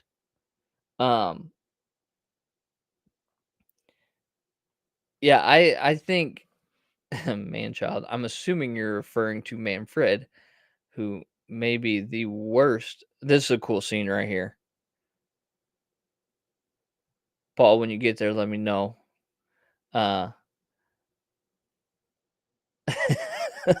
all the young guys circling around Albert Pujols as they try to cool him off by waving towels. Look, there's Gregory Soto right in the mix. Way to get that old English D on TV, my man. Great job. Great job. Cool scene though. It you know, reminiscent of it's not the same caliber, but Ted Williams coming out at the 99 All-Star game in Fenway Park, uh, talking with all the guys before the game, reminiscent of um, the Mariano Rivera entrance into the All-Star game. Um, those things are cool, and that's what's great about baseball, right? Very rarely in other sports do you get moments like this. And people hate the legacy picks. I get it, right? They didn't earn it or, whatever. But you're talking about two of the greatest right-handed hitters in the last 2 decades. Two guys who are just fantastic, have been fantastic for this sport. Why not send them there? It didn't affect anybody else getting in. They were additional spots. They were not in replacement of anybody. There were, I think, 32 guys on a roster for the All-Star roster, and Pujols and Cabrera were 33. They didn't replace anybody. And so, I'm waiting 20 seconds here so that Paul can get his delay in. He'll probably see that final swing where Pujols lined out to center field and ended up with 12 home runs. I hope that was close enough, Paul. I really hope that it was close enough. So, Charles, you like the one person from every team being represented. Anybody disagree with that? Because I will say that there are people who are very deserving of all-star nods who did not get in specifically because of that rule. Specifically because of that rule. It's interesting to me. Charles, I get it. Like, I think all teams should be represented because, you want to see all of the logos and the uniforms out there.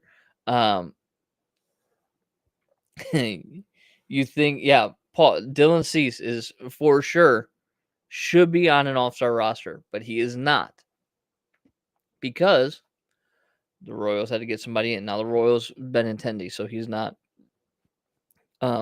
taking a position player spot, but the Oakland A's, who are not a great team, but they do have Frankie Montas and people like that. Cease was a massive snub. The other guy, Ty France from Seattle, he was also a major snub. That was a kind of a big no too. But these guys, I mean, I'm glad that Pujols is in. Look, Pujols is done after this season. He's getting a great reception. I'm glad Cabrera's in. He'll be done after next season. These guys, it's nice to see them go out this way.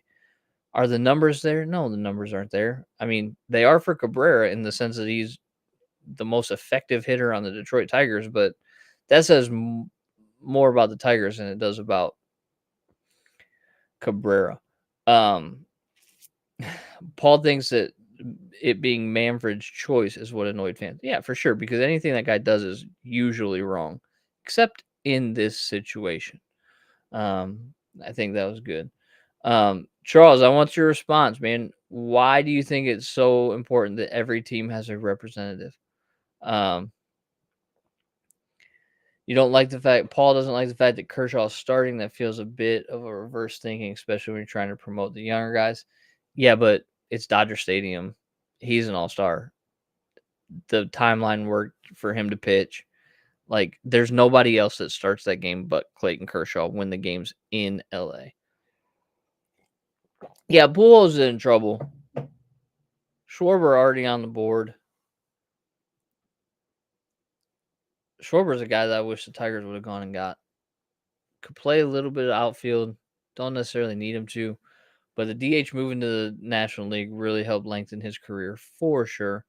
But I would have loved to see the Tigers go out and get him when he was a free agent. Lip service to the West Coast evil empire. Have you always thought that about the Dodgers, or just recently when they started outspending just about every team in Major League Baseball, Paul? Have they always been the evil empire? Because the Dodgers, for a long time, being in Brooklyn, were a franchise to root for, and then you get the Kirk Gibson last 15 years, so 2007 or so. So recent, like in their most recent success. I'm not a Dodgers fan, but I mean, I respect the traditional franchises for sure, right? Um, I believe every baseball team is allowed to have an American League team and a National League team. So am a obvious Tiger fan, but my National League team, I grew up coming home every day after school and watching Harry Carey and Steve Stone talk about the Chicago Cubs. Back in the Mark Grace and uh, Steve Traxel and Tuffy Rhodes and Brian Rhodes, like all those guys. Sammy Sosa, obviously, Jeff Blauser, Mickey Morandini, if you remember him, who was with the Phillies and then went to the Cubs. Those are my two teams. But I have a very deep respect. I will not hate on the traditional teams. The Yankees for sure. I mean, I respect their franchise very, very much. I love their home uniforms. I love the pinstripes. I think they're the second best in baseball. Of course, the Tigers' home whites are the best baseball in all sports, but are the best uniform in all sports. So Paul's a Mets fan if he had to pick an NL team because they've always been the underdog in that god awful medium. You hate the coast, Paul. You hate the West Coast. You hate the East Coast. I get it. But back to your longer standing historical teams, right? Red Sox, hard to disrespect them, especially because they're ballpark. And that is like a bucket list thing for me. I've been outside of Fenway, but I've never seen a game in Fenway.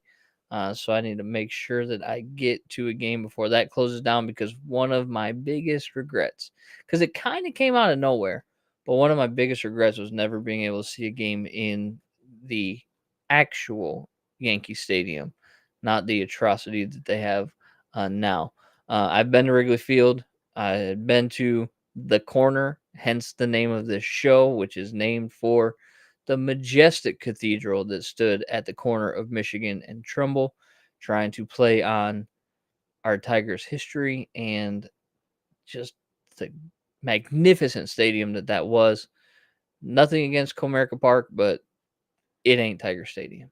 But I love that. The history of the game. I love the historic teams. I respect them like crazy. Schwarber better get going here. I know he's only got to hit 14 home runs to beat Pujols, but he's got about a minute 10 left, and he needs a few more. He'll get there, but you don't want to start getting into bad habits, popping the ball up when you got to face off against. Who's he going to be against? Let's see. Schwarber won, Alonso won, Julio won, and Soto won. So, yeah, Schwarber's going to be against Julio next if the bracket works out correctly. All right, back to Charles. He did respond to me. So let's look at what he said. He said, I don't know how to really explain it. I guess the easiest way is to say the All-Star game is representation of MLB. The one night when teams and divisions come together on the same team to have a fun night. Once the All-Star is over, they go right back to the grind. I think it might also help boost sportsmanship among teams, foster positive relationships between the teams. I don't know so much about the second half of that, but I think the first half of it is spot on. The All-Star game is so much fun for that reason. It is an exhibition. it is a time to just sit back and enjoy a baseball game with no pressure on the line, right? The way, this game was invented to be played with a ball and a bat and bases and just have fun. It is a kid's game. So um Schwarber might get upset here. He has 40 seconds left. Oh, there's one. He needs 3 more in 30 seconds. There's 2. Okay. He might get there. Nope. Uh-oh. Pressure's on, big fella. Uh-oh. There's 3. Okay, he needs 1 more. If they have to have a swing off, Albert might. Did he get it? That was awful high. Not very far. No. Uh-oh. Left center field. Apo Taco for the win? Nope. Uh-oh.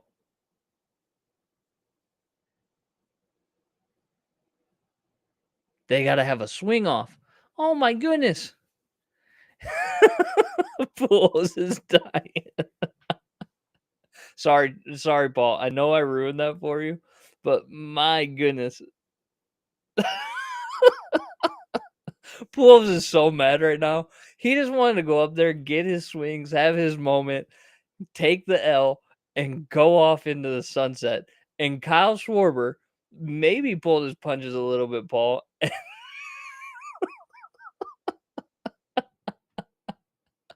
This is the best. You could just see it. He's like, "Are you kidding me? You couldn't hit 14 home runs? What in the world?" He's so mad. I hope he wins now. I'm team Johnny at this point. Like I hope Pujols just knocks off in this like however long. I think it's like a minute swing off. I hope he hits like 10 home runs in a minute just to upset Kyle Schwarber. And then we get the oldest guy in the field against the youngest guy in the field. I think that would be awesome. Schwarber is so confused.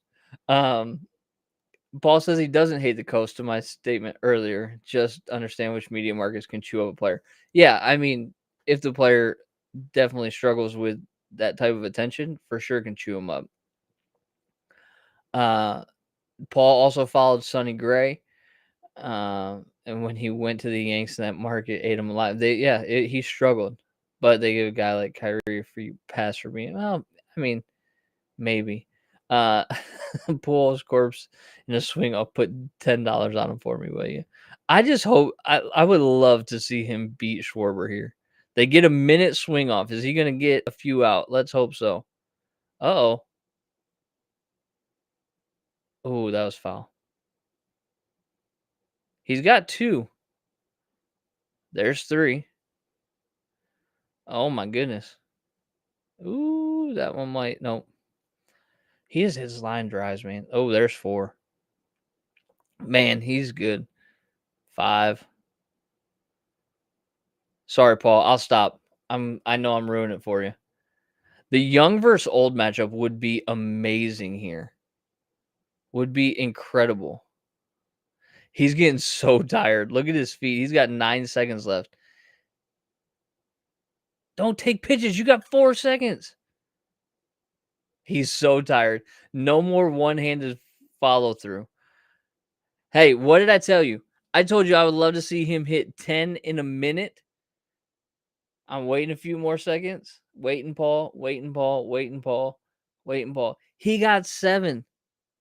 7 home runs in a minute for an old man like that. Swinging two-handed. At this point, I think he's hoping that he doesn't have to go to the second round. But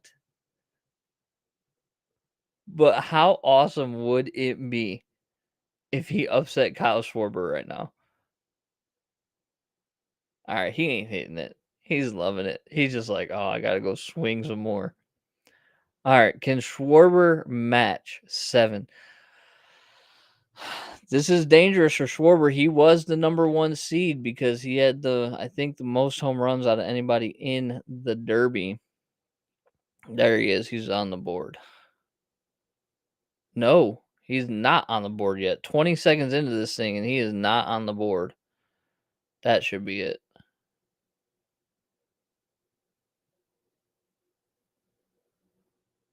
Uh-oh, that's a pop-up. Okay. He's making a run. He's got 3 so far. That should be 4. Oh, man, are we gonna have another tie? That should be 5. Nope. Uh-oh. He's about to lose. He needs 4 home runs in 5 seconds. It ain't happening.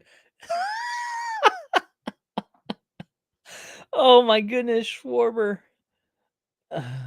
I think we got it. Yeah. Schwarber, what in the world are you doing? And maybe he's had a bad night. It is what it is, right? But my goodness. Albert Pujols beat Kyle Schwarber, the 8 seed. Beat the 1 seed. Oh my gosh. Albert Pujols. Put him in Cooperstown right now. Give him his plaque and everything. He just needs to walk out of here giving a Hall of Fame speech. Because he just... That's awesome. Oh, now that moment that he had when he got done just it means nothing at this point. There's no sentiment to it anymore because now he's got to go. Yeah, Paul, you did call it. Congratulations. You can the check's in the mail, man. You'll get it. But man, oh man. You are still in, Johnny. Oh my goodness.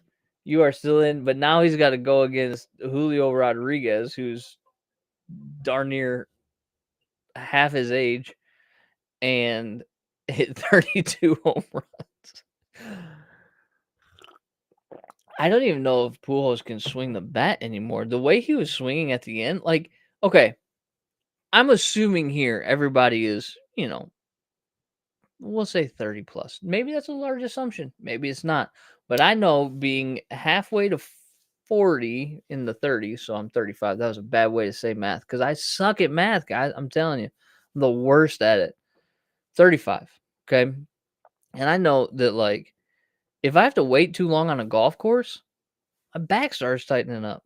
I can't imagine what Pujols is going through right now because now he's got to sit and wait. He's not going to the next round and going to be going right away. And even if he does, and by some miracle wins in the championship, he is not going to be going one right after the other. So let's see. Schwarber lost. Got my little cheat sheet up here. Seager lost. Ramirez lost. And Acuna lost. So we're going to get Pujols versus Rodriguez would be my guess. And then if that's the way the bracket works out. And then Alonso versus Soto. That's going to be a matchup. That should have been the freaking championship. Okay. So we still in. Charles, we don't have a prediction from you. We've got Pujols as a winner. We've got Paul Robinson has Alonso as a winner. Detroit Sports Nation, I guess I'm on that bandwagon, so I'll just stick with their pick. They're going with Julio Rodriguez. But who is going to win, Charles? Who do you got winning the Paul, I just saw your comment when you said I called it. You said 7 wins it for Albert, and you were right. So let me give you your props. I'm sorry that I missed it originally. I don't know what's going on. I don't. He said, "Don't discount what's going through Pujols' head now that he is this far." Yeah, right.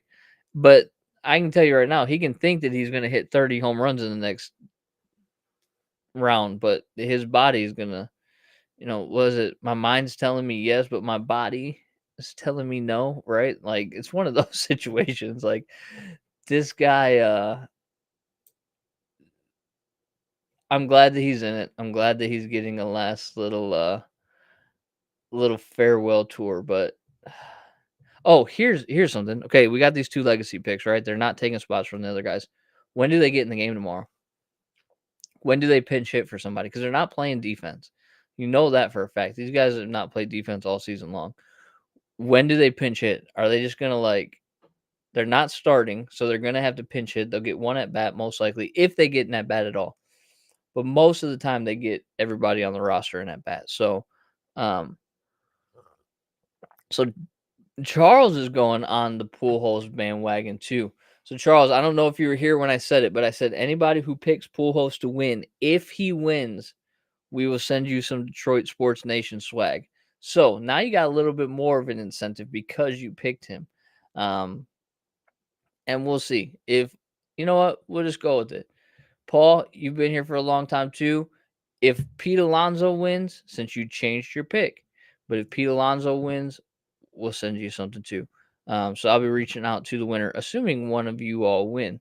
I got 2 of you on Pujols though, so I'm feeling like that may not be the case. But I'd love to send out some swag to you, like Detroit Sports Nation said earlier in the comments. Maybe even get some of the corner hoodies made up so we can wear those bad boys around and tell everybody this is the best Detroit Tigers show around. You need to tune into it because my guy AJ talks it up, gets things going. All right. Johnny, you were first. That is correct. But anybody on the bandwagon, we will make sure gets something for their bravery, I guess is the correct word to say, the bravery. Charles, I know you'd rock it, man. Paul, you heard swag and your ears perked up. Good. All right, so here we go. Oh, the bracket is a little bit different. Pujols is facing off against Soto and Alonso against Julio Rodriguez. My numbers, again, not very good with math, but yeah, 4 playing 8. Yep, that makes sense because Schwarber didn't win. Yep. So Alonso's got his money, or he's got, it's on the line for Alonso in this round. And we could get an Alonso Soto matchup, which would be a lot of fun. We could also get a Rodriguez Soto matchup, which would also be a lot of fun. Because Charles and Johnny, I appreciate your attendance, but I just don't think you're going to get it.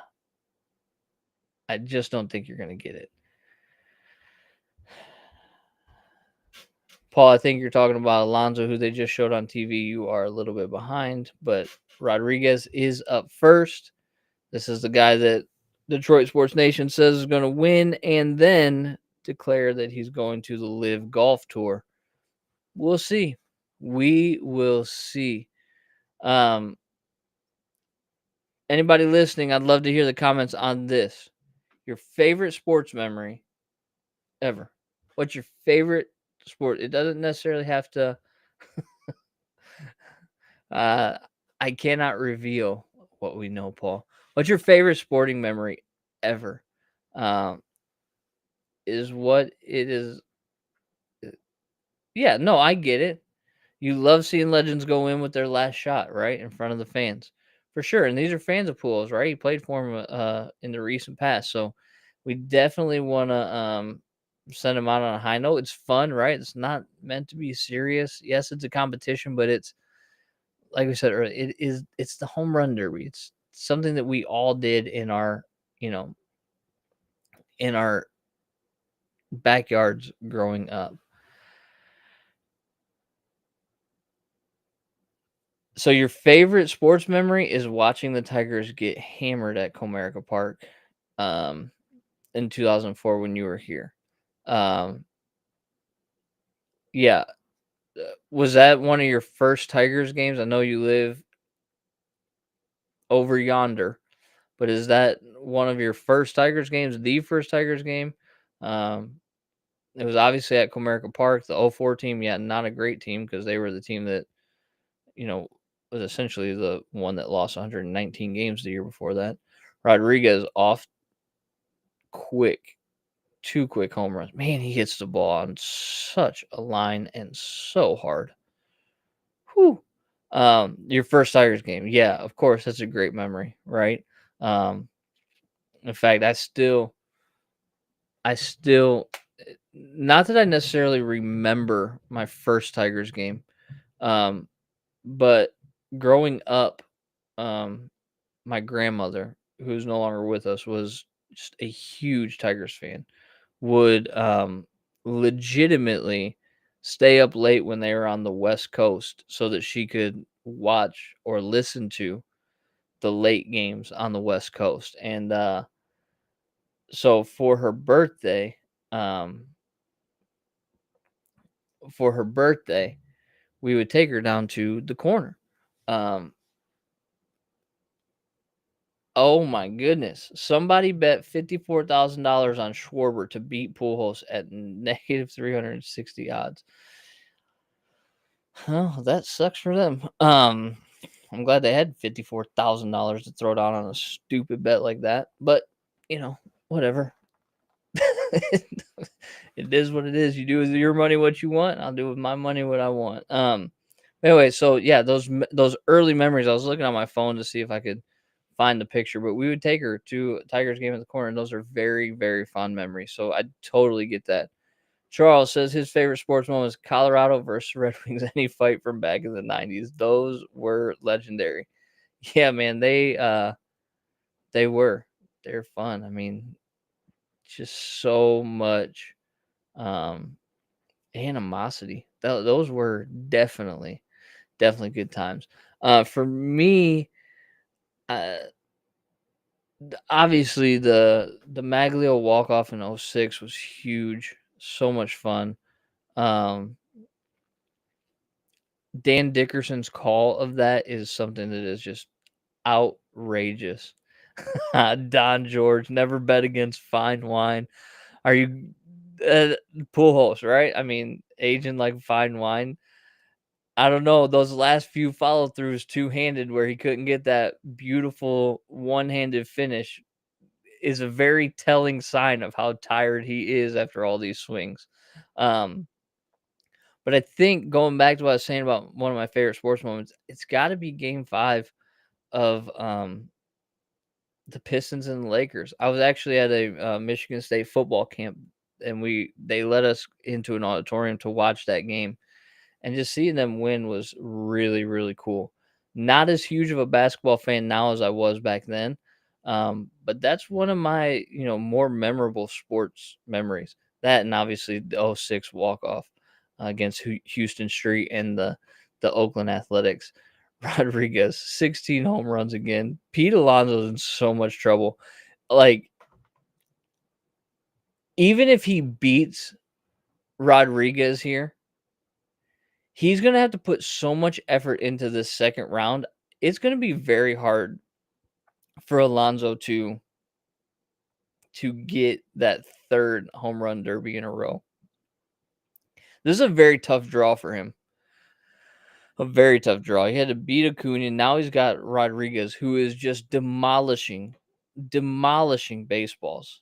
I mean, he's now going to be up to 22, and he's got a bonus. Holy cow! Don, who do you got to win the home run derby tonight? We've got two guys supporting Pujols. We got Paul, who is on the Pete Alonso bandwagon. Detroit Sports Nation thinks that Julio Rodriguez here is going to win and then join the Live Golf Tour.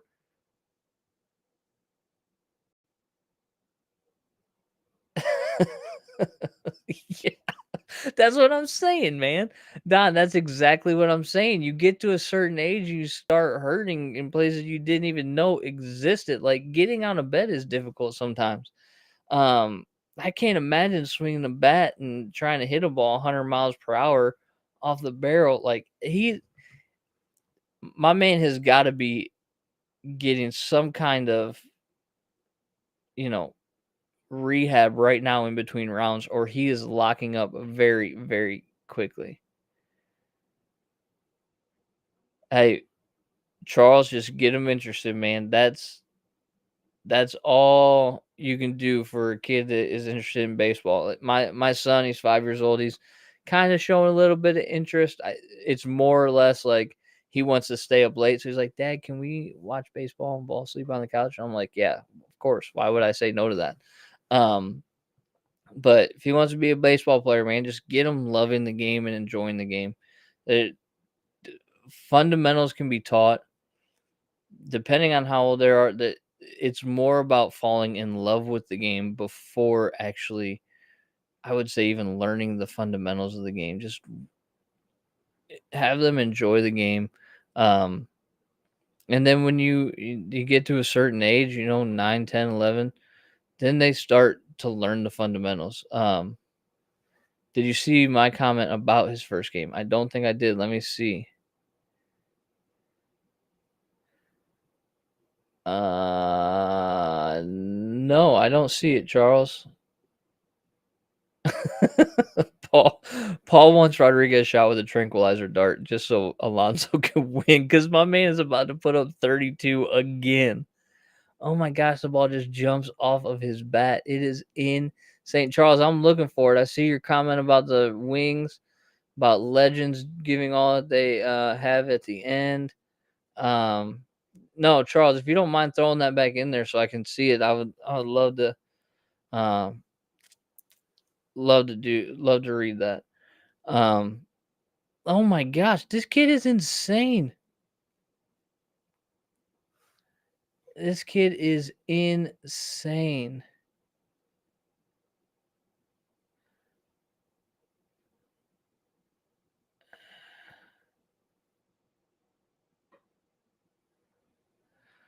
Yeah, Charles, the software I'm using for whatever reason is not showing it after the wings comment. So I cannot see it, bud. Um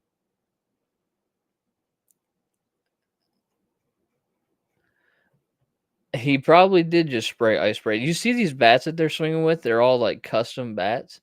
Yeah, of course they're juiced. Of course the baseballs are juiced. Um Johnny Bryle, Saturday, July 3rd, 1976. Fidrich, the bird, pitched a shutout against the Orioles, sat in the bleachers in a full stadium. Free Press took out a photo of people standing in line to get tickets, and it was on the front page. Nice, you were in the photo. Very good. Yes, rest in peace to your friend and to Mark the Bird Fidrich. That's a great memory, right? But again, right, centered around the corner, baby. That stadium was just so awesome. I miss it so much. I miss that stadium. Um, like I got a postcard over here on my desk hanging up of it, like the outside of it that says Tiger Stadium. It was such a cathedral, and it was so awesome. I mean, that thing was such a great ballpark. Um, baseball's been played on that corner though since 1901, and I think we'd be remiss to not mention the PAL and the work that they've done on the corner of Michigan and Trumbull, making a stadium that kids can now enjoy those hallowed grounds of Detroit Tigers seasons past. Just a great, beautiful little complex that they've put together down there.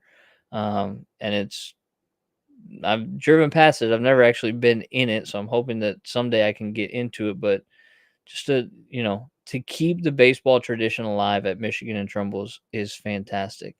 Um, Alonso's got to get going. I mean, he's got to hit 32 to beat Rodriguez at this point. Um, Goodness gracious. This kid is unreal. Ah, there you go, Charles. Now I can see it. Thank you for getting that back in here. So you said that the Wings and Avs fights in the 90s were some of your favorite memories, but then you said you took your son, who was 2 at the time, to his first Tigers game, and he wore a Tigers costume, and it was really cute. Of course it was. It was against the Mariners. The Tigers lost, but my son got a picture of him and I. You believe it was J.D. Martinez. Then he got a foul ball. Whoa. He got a foul ball? I can't tell you the amount of baseball games I've been to in my life and have never gotten a foul ball. I'll tell you my foul ball story when I'm done with this comment, though. Even if he doesn't remember it, for me, it would be one of yes, of course, right? You shared in that moment with yours. That's fantastic, man. I have not taken my son to a baseball game. I told you he's 5. He hasn't really had interest, and I am waiting because I don't want to force anything upon him. I want him to kind of come into his own and just enjoy, and then I'll enjoy whatever it is that he enjoys. But he's kind of starting to show interest in the game a little bit, and like we set up bases on the front yard, and he's got a beautiful left-handed swing that I did not teach him because I was a righty, but he's got a real nice left-handed swing, and we run the bases, and and things. So yeah, I mean, any memory that you can make with your kids around sports, I think are definitely lifer memories. Well, my foul ball story, man. Okay, so I told you earlier, right? I think every baseball fan gets an American League team and a National League team that they can root for. My favorite player when I was young was Mark Grace, played first base for the Chicago Cubs. And my dad, well, our family took a trip to Chicago for a weekend. It was just like a Friday, Saturday, Sunday. We came back. I forget when it was, but it was over the summer, obviously during baseball season. And the plan was to go to a White Sox game on Friday night and then a Cubs game on Saturday. But we couldn't get tickets and, south side of Chicago, all that stuff. And so we get to Chicago and it's raining on Friday night, and we're like, "Oh man, like I hope that blah, blah." But Saturday ended up beautiful. We spent Friday night in the Holiday Inn. We're obviously smarter. The next day we woke up, swam in the pool, had a great time Friday night. We go to Wrigley Field on Saturday, and this is back when if you have a rain out the night before, they play a traditional doubleheader the next day. Boom, bang, move on with the series. I believe they were playing the Padres. We're at Wrigley Field, first time at Wrigley Field. We sat right down the first base line in they have like their first row of seats, and there's like a little walkway in the second row of seats. And we were like in the second rows of seats. In the second game, right-handed batter up hits a mile-high major league pop-up, and I'm camped under. I'm 8 years old. Okay, camped under a major league foul ball, and I am the only one around. And I see it coming down. I got my glove. I am ready to make this happen, and I bailed. I ran right back to my seat when this thing was like 10 feet from my glove. It bounces back behind me, and I'm like sitting there, and I look over at my dad. My dad's looking at me. He goes, "What are you doing that for?" And I go, "I don't know. I just, I was 8 years old, right? That was my foul, my one and only chance to catch a foul ball, and I biffed it. So Pete Alonso here needs 14 home runs in a minute. Paul, you may be out of the running, my man. You came up against the youngster, and the youngster won. It's tough, man. This kid has hit 63 home runs in 2 rounds.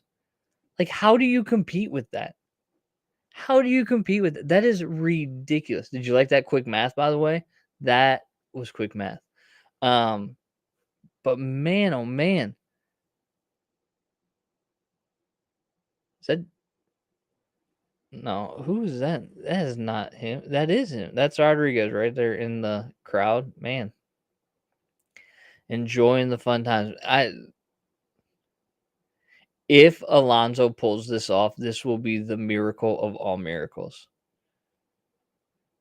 Some of my math guys, how fast does he have to hit these home runs? 14 seconds. It's like one every like 4.5 seconds or something like that. Oh, he's done. Sorry, Paul. Now he's getting to the point where he's trying to hit them very far and very hard and just hitting line drives. Yeah. 5.3 seconds. Okay. That's 0.8 seconds off. That ain't too bad for not having a calculator in front of me. But 5.3 seconds makes a lot more sense. There you go. Come on, get moving. This guy's got to start throwing the ball a lot faster. Oh, he pulled that one foul. There you go. Get that ball over there where he can extend those arms. No, not inside and up. What are you doing? Down and out. Let him extend those arms. For it. Nah, he's done, man. No 3-time home run champ. Pete Alonso has been eliminated. I'm sorry, Paul. I'm sorry. He was a great choice. Don, you too, because you said you had Alonso going into it. But man, oh man. What a show by the kid. Can we call him the kid? I don't know. He wears Mike Cameron's number, but he plays for the Mariners. Jeez, oh Pete. This kid. Look, just give him the trophy at this point. It doesn't matter who he faces. Now I'm rooting for Pujol so that we get an old versus young final. Right? I mean, that's got to be it. It's got to be Pujols. It won't be, I don't think, Charles and Johnny. I'm sorry about that, but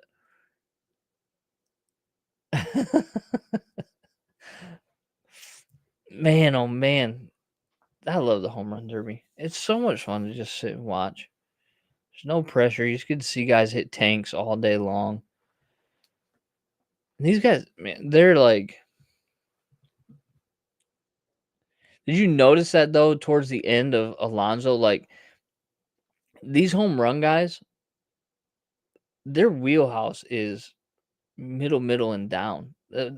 Always think about throwing the ball up, right, and getting on top of the ball and being able to lift those. But Alonso's best swings were when the ball was actually on the outside corner of the plate and at the knees.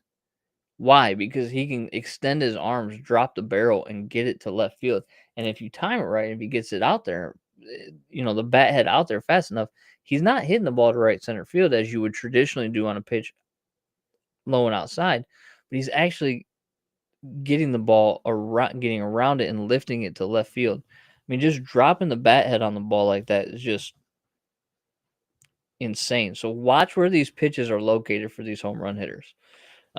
Soto, he gets to anything though, so I don't know, but I would imagine middle to just out would be the place to get that barrel of the bat head on the ball. If it's too inside, you're going to pull it too quickly. So middle to out, down middle and to the outside corner would be kind of where I'd want. I wasn't a home run hitter. I was a line drive guy that didn't do that very well. So but just looking at where Alonso wanted that ball and where his pitcher was missing, I mean, you forget, right, that hitting home runs is one thing, but the pitch has got to be where you need the pitch to be for it to be a success. So who you bring to pitch with you in a situation like this is actually far more important. Forget who it was a few years ago, but their guy just could not get the ball anywhere near where they needed him to get the ball, and it was like a disaster. You almost felt sorry for the guy. I forget who it was a few years ago. But all right, let's go Pujols. All right, Charles, we'll see if it happens, man. I mean, we will see if it happens. It's one of those. You want to root for him. You want him to be successful, but very, very highly unlikely. It'll be interesting, though. Okay, here's an interesting thing. ESPN's talking about The Captain, right? It's a film that's going to be a 7-part documentary series, kind of like The Last Dance, right? What are your thoughts on Derek Jeter? It's a baseball talk, right? I mean, we're talking about the home run derby. What are your thoughts on Derek Jeter? I want to see some comments first before I actually give my opinion, because he's a polarizing figure when you talk about Derek Jeter, right? There's, people that swear by him, and then there's other people that just think he's the most overrated player that has ever played baseball, apparently. I'll kind of get the conversation started and tell you that I love Derek Jeter. Thought he was a fantastic player. Thought he was a guy that, did everything that he needed to win. I appreciate, how do I say this? I appreciate dominant athletes, right? Like Tiger Woods is one of my favorite athletes of all time. Why? Because he was the best. Derek Jeter was a face of a franchise that was the best for a long stretch of time. And so I understand maybe some of the analytical darlings that Jeter's not, but it just seems like, and actually the Captain comes on tonight at 10 p.m., which I guess is right now. I think I should probably record that just so that I can watch it, because it's something I want to watch. So I'm going to do that while I'm talking to y'all. But I love the fact that there's a lot of discussion around him just because of the fact that when people don't know what to do with your career, you're going to have people that love you, you're going to have people that hate you. It means that you probably had a pretty decent career. And look, anybody would take what Jeter had any day of the week, right? It's one of those situations that I think he was a great ball player. I think that the knock on him being a horrible defensive shortstop is actually overstated a little bit. Look, the guy hit number 2 for the Yankees for a long time and produced well. So Derek Jeter, I'm excited to watch that coming out. Starts this way.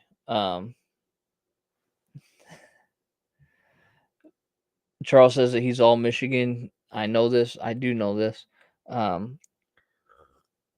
He won't cheer for him, but he will respect them. I'm with that, Charles. Pujols making a bid. Hey, he's got to be running out of steam at some point, knowing that he's facing. Ooh, that was a nice one. See, Pujols likes that ball in the inner half because if you notice, he's not stepping into the plate. He's actually where his front foot starts and where it ends is in nearly the exact same spot, which allows him to get turned around his trunk and those hands inside, get that barrel to the ball and pull it to the left side. So so he likes that ball in where somebody like Alonso, you could see clearly likes to get that bat head dropped lower in the zone and kind of get that power going forward. But notice all these pitches for Pujols, they're right there on the inside corner. And they're a little elevated. So he's kind of going contrary to what I said. But again, old school versus new school, right? Pujols is part of that older generation that is focusing on hitting, down through the ball so you get that backspin where other guys are trying to lift it now. So it's very interesting to see the dichotomy in approaches. Yeah, you're right, Charles. You're right about pushing your body beyond the limits and, your body being capable of more than what your mind believes that it is. So we'll see. Look at where these pitches are, though. That was low middle. Yep, now the ball's starting so he can extend a little bit more because those inside pitches are turning too much. Hey, he's putting up a number. I mean, Pujols is not going quietly. There's another one. Man, oh man. No, that's a pop out. On pace for 15. It gives him a shot, right? I mean, 13 all. It's taking pitches like the old days. Whew. Uh-oh. Look, you got it. All it is put pressure on the guy, right? This is why it's always good to go first in the home run derby in these first couple of rounds. I think if I were participating in it, I would want to go first every time and just put the number on the board. I don't want to have a number to look at to know I have to reach. I want to be the one setting the pace. And I think that if I was in the championship round, I would want to do the same. Like, I'm going to put this out there, come beat me. That would kind of be my philosophy. So Pujols going first here is actually not a bad thing. He does not have a bonus earned yet, and he's wasting precious time stepping out of the box. There's another one. Is that going to count? Oh, he tried. He got 12.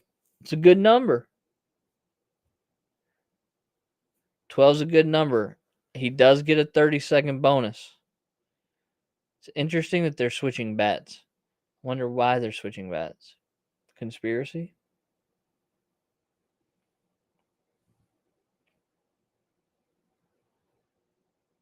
It is interesting, though. All right, let's see what he does. 30 seconds left. I'm going to say he gets to 14. I think 14 is the number for Pujol. He got 7 in a minute in that swing off. I think he only gets 2. He's getting tired. He's already hit 32 home runs. So, Charles, you think one more home run, that's it? That's all you ask? We'll see. Of course, Soto's got that massive chain hanging around his neck that may cause problems, but it won't because it's part of the swag, man. You got to love the swag for the younger guys. I know there's a lot of people that do not like the flash. Oh, there's the one, Charles. Do not like, the guys that are, putting it in the face and all that. But I like the individuality. I like that. See, there's 14. Let's see if you can get one more. Oh, he got to 15. Uh-oh. Pressure on the young dude. I like the individuality. I love, I think the seminal moment for that was the Jose Bautista bat flip in Toronto. Johnny, oh man, you had to ask this question. Oh my goodness. Would I trade for Soto?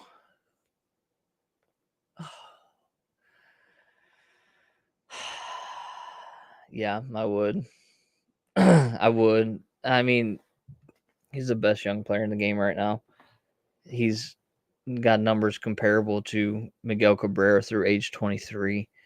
But the amount of capital that I would have to give up to get him, it's not in the cards for the Tigers at all. I mean, from a Tiger standpoint, right? Not having a very deep system, first of all, and not really having significant tradable assets at this point either. It's not in the cards for sure, because what you would have to give up would put you back to square one, square two on the rebuild around him, which isn't a bad thing to build around, but you would have to guarantee that he would be around for, the duration of that rebuild. It's just, yeah, I would trade for him. You would almost be silly not to entertain the idea. But I just don't. I mean, what kind of package could the Tigers offer for Juan Soto? We kind of already have talked about it, but it would definitely include either Mize or Skubal plus Manning. You're probably also talking about maybe a Torkelson in that mix. They're not going to take Soto. Why do they need they're not going to take Fulmer. Why do they need a, bullpen arm for 1 year? That would be a waste of an asset for them. So there's really no package the Tigers could put together that would even, I think, tickle the fancy of the Nets for Soto. I mean, I don't know.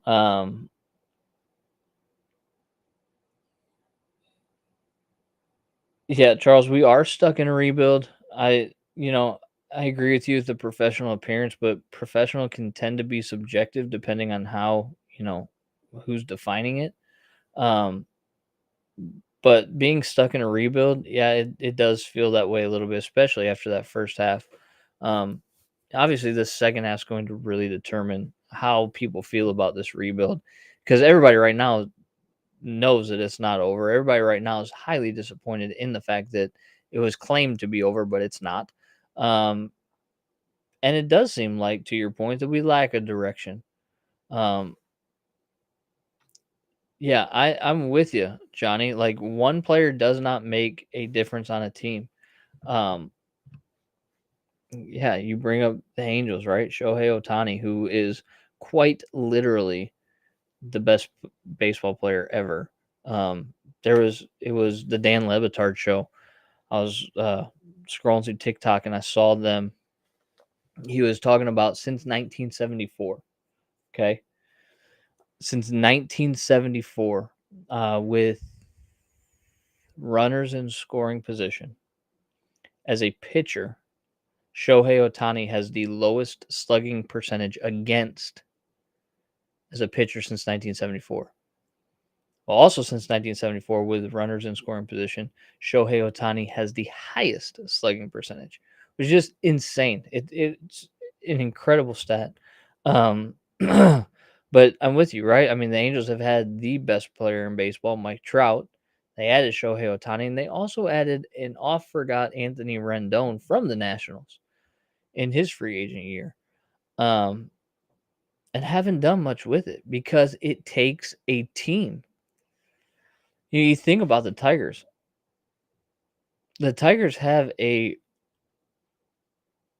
decent stat. I mean, I would say top half pitching staff in baseball, right? They have, you know, one of the better bullpens, very good young arms, but obviously they've gotten hit a little bit. But what didn't they have? Bats and run producing bats. And that creates a little bit of a problem because you got to score runs to win baseball games. So if you don't build a team, if you don't build a roster, you haven't built anything. And that's where this rebuild has fallen short. There was something since the Dombrowski era. There have been like 9 true first round picks, and 8 of them have been used on right-handed pitching. How do you build a roster that way? On all right-handed pitchers? That's a dangerous, dangerous, dangerous way to go. And it's not good. One player doesn't make a difference. And so that's why I say it's not in the cards for Tigers. Now, that one player can put you over the top. Do the Yankees trade for him to replace Gallo? Maybe. Do the Mets trade for him? Maybe. Do the Dodgers continue to just let the rich get richer? Maybe. Soto's getting on a little roll here. He's got 13 home runs with 9 seconds left, but he has earned both bonuses. So he's got another minute to hit 2 home runs. Yep, because he popped out on his last pitch. So he's got another minute to hit 2 home runs. Well, 3 if he wants to win, which is going to be interesting. Man, what if he doesn't do it? And what if Pujols is in the championship? Isn't that going to be crazy? It's going to give Johnny and Charles a little bit of hope. I know that. I still don't think Julio Rodriguez is going to be able to hit less than 30 home runs. But yeah, it's interesting to think about the Soto trade and where he's going to end up, man. It's not going to be in Washington. We know that. Turned down 15 years of $140 million, which is absolutely insane. But he's a great player. Like, he really is so good. So it'll be interesting.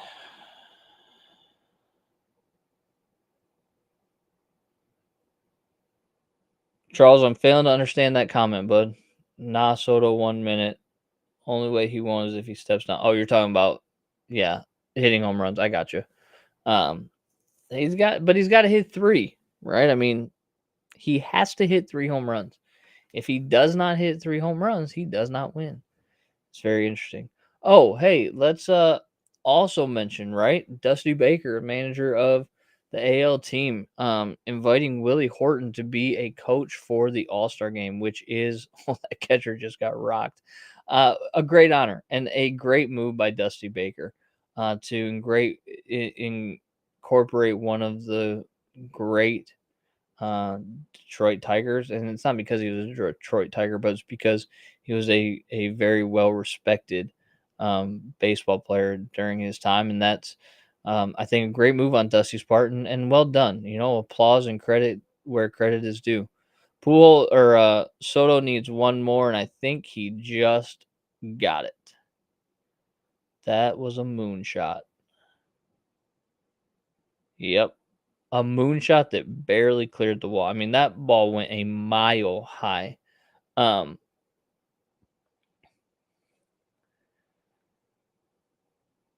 Captain Baker, who hasn't seen his starting pitcher yet, Well, I mean, it's the All-Star game. You don't really need to see pitchers on for the All-Star game, right? You just make it like who is on the right timeline to start the game. They need to go out and they need to throw a bullpen session. That's all they need to do. About 40 pitches, boom, out of the game. Look, Gregory Soto just in the mix with all the hitters. Like, what is he doing? Why is he with Soto and why is he with Pujols and why is he with Vlad Jr.? No, I'm just messing. Glad to get that TV time for the Old English D. All right, here we go. Julio Rodriguez facing off against Juan Soto. You saw Soto at the end there, a bit tired. I don't think Julio Rodriguez has even broken a sweat. This dude is about to run away with this thing. No, you can't ask for more than that. You are correct, Charles. He did a great job. He represented well. It's good for him, right? Like, great job for Albert Pujols. Do your due diligence, Paul. For the All-Star game, man, it's an exhibition. Like, who cares? Oh, here's one thing. Are you a fan of the fact that they are wearing the same uniform as an American League, National League team? Or do you prefer the days when they wore their own team representation, right? Like the Tigers also represented wear their home games in an American League park. They'd wear their road uniforms in a National League park. I personally like when they used to all wear their own uniforms. I thought that was really cool. Like, yeah, it was a little chaotic, but and I know there's marketing and I know that there's, you know, capital to be earned on all these different jerseys that are going to be made this weekend, but there's something about wearing your own colors, representing your colors at the All-Star game that I think is important. Um, I wish they'd go away from these special uniforms. They're not going to, but I wish they would. Yeah, Johnny, we're right in line, man. Like, it's got to be the old way, right? I want to see the old English D. I hate the Tigers road uniforms, so I don't care that they're not wearing them this year. I'll be honest with you, I am not a fan of the Tigers road uniforms.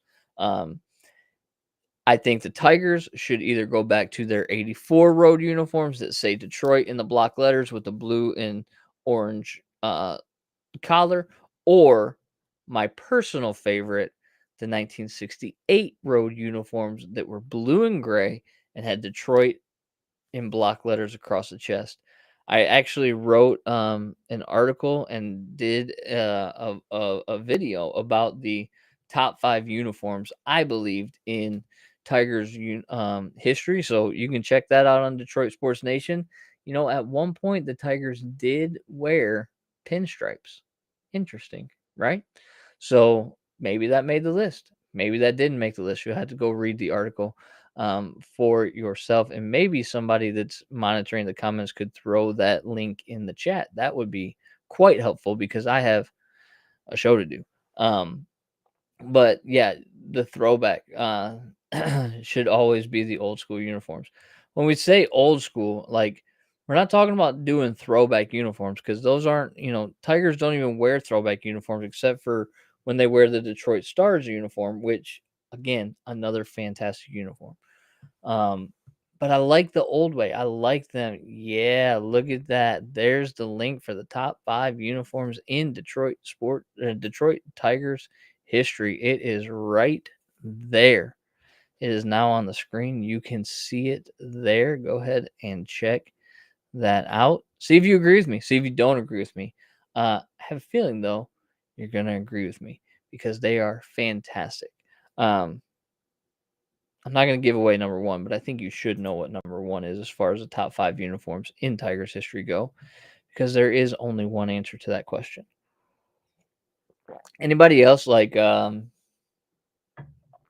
if you were to do a top 5 of baseball uniforms, who are your top 5 baseball uniforms? Yeah, Johnny, that's an interesting point. Like, what if we did just a gray uniform with the old English D? I don't know if I like that so much. I'm like trying to envision it in my head, and I'm sure it would look good because the Old English D looks good on everything, but I think that it would water down how great our home whites are. Truthfully. Like, it could be good, and I'm sure it would be good. But I would much rather just have that one special Old English D on the white uniform, that crisp look, boom, right there for one uniform. Especially when you have a great alternative in the 68 road uniform. That 68 road uniform is Charles, thanks for also going and grabbing that link as well. It's there in the chat for you guys. But Johnny, this is, and I'm gonna start throwing these comments up on the screen. But this, Johnny, oh, not that one. Sorry about that, Charles. That was a long link. It skipped on me. The gray uniforms with the Old English D. I uh I like the idea, Johnny, again, but when you have such a great alternative of the 68 road uniforms that are just classic, right? They're literally their Yankees road uniform without the white outline. I mean, that's what they are essentially. They're just I love them so much. I wish we would have their I hate our road uniforms. They're terrible. Just I for whatever reason do not like them. I don't know if it's the cursive. I don't know if it's the orange outline. I I don't know. I'm just not a fan of them, and I wish they would change them in the worst way. I wish they would change them. Um, it's clearly not the orange outline because I loved the 80s road uniform that had the orange, blue, and white collar and the Detroit across the chest. Would prefer that in a button up because I think the t-shirt version of it is a little softballish, but I think they need a switch. I think they need a switch. It doesn't matter. We're talking about uniforms, right? I really think that it's important to look good to play good, but it's also important to have an awesome jersey that you can sell. Um, which I don't know, there's a lot of good uniforms in Major League Baseball. Like I love the Cubs and their pinstripes. I love the Yankees and their pinstripes. I love the Braves uniform, the just the all white. I like the White Sox too. I mean, I'm not gonna lie about that. A lot more pinstripe teams than you think, right? Rockies, the Marlins at one point had pinstripes. Um, just like a baseball thing, right? It doesn't look good anywhere else except for baseball. And the Magic tried it in basketball, and that, is what it is. Here we go. Rodriguez off to a roll again. Predict right now with a minute 30 how many he's going to hit. How many is Julio Rodriguez going to hit in the final round? I'm going to go with 25. I think he slows down a little bit. I don't think he's going to get to 32. I think 25 is the number, and I think that he wins. I think he wins in this championship round by 5. So I think Soto will only hit 20. Let's make those final predictions.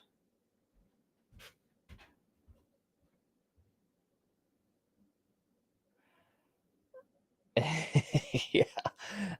Charles, it's true. All right, so you think that Julio Rodriguez is going to hit 20 home runs. But you make an interesting point about the Old English D, and I'm going to throw it up on the screen here. You know, Charles being outside of Michigan for as long as you have, Old English D is not only and almost give away someone's from Michigan or Detroit, but always gives you that slight tingle like, yeah, let's go Detroit, that hometown representation. It's true. I lived in Dallas for 5 years from 2013 to 2018. And you long to be back home, right? In Detroit. And, just the different, not to be slappy about it or anything like that, but Detroit is, it was just named on, was it Time Magazine, like one of the top 50 places in was it the world? It can't be. Was it the world? I gotta check. Somebody sent me the text, and I'm about to find it right this second, because of how cool it is. But yeah, the world's greatest places in 2022. But Detroit was number 8. Like, that's significant. Like, that's cool. So being out of town, seeing that old English D, it does kind of give you that feeling of camaraderie and longing to be back home. All right, Rodriguez got to get on a roll here to reach my 25 number. He's only at 8. Now he's at 8.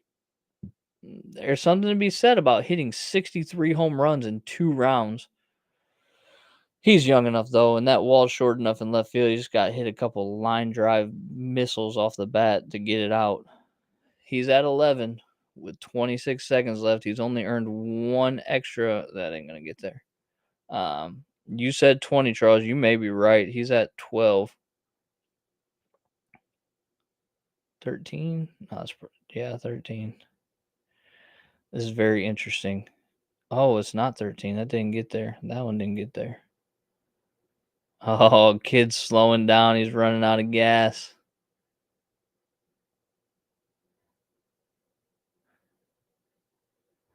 All right, so he ended his minute round with 14.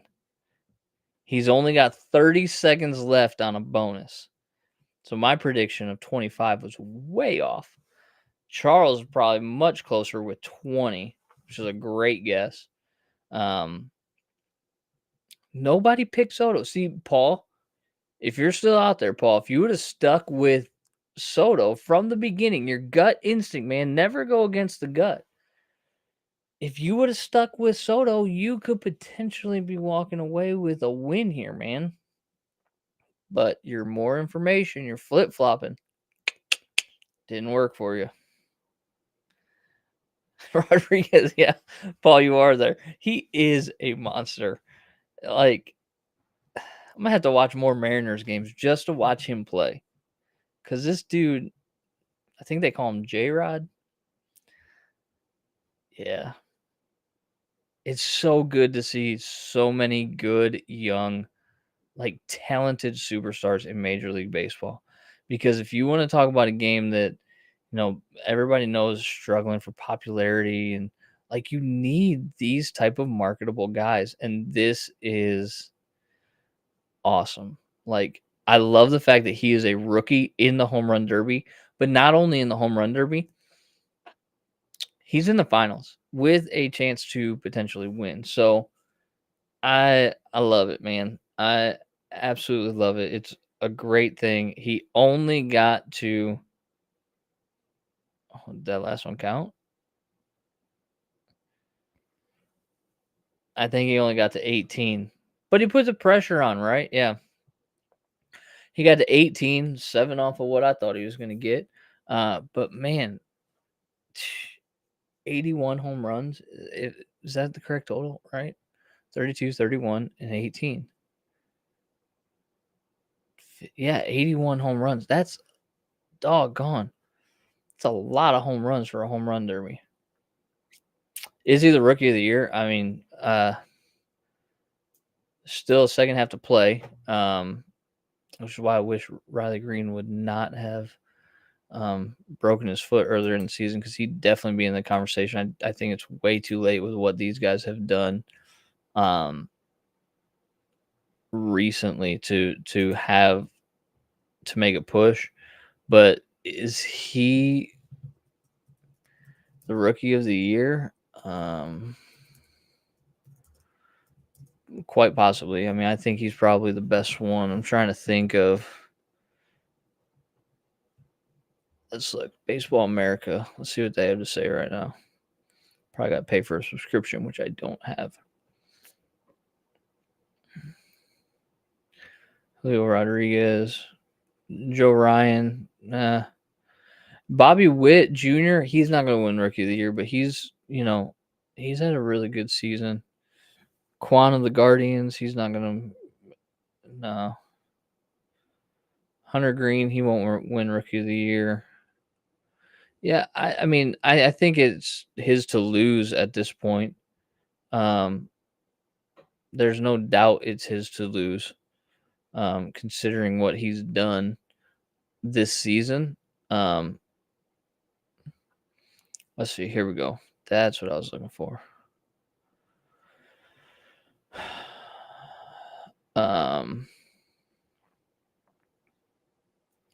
Yeah, it's definitely his season, his award to lose. I mean, he's the most recognizable. He's one of the, most marketable, I would say, and he's just doing a great job. So yeah, he's probably rookie of the year, definitely the front runner. All right, Johnny predicting.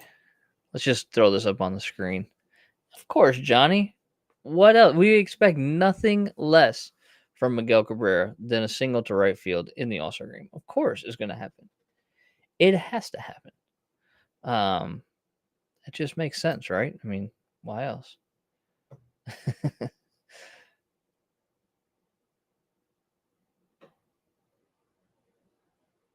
Yeah, so Charles thinks that tomorrow night could be kind of like a redemption for Miguel Cabrera.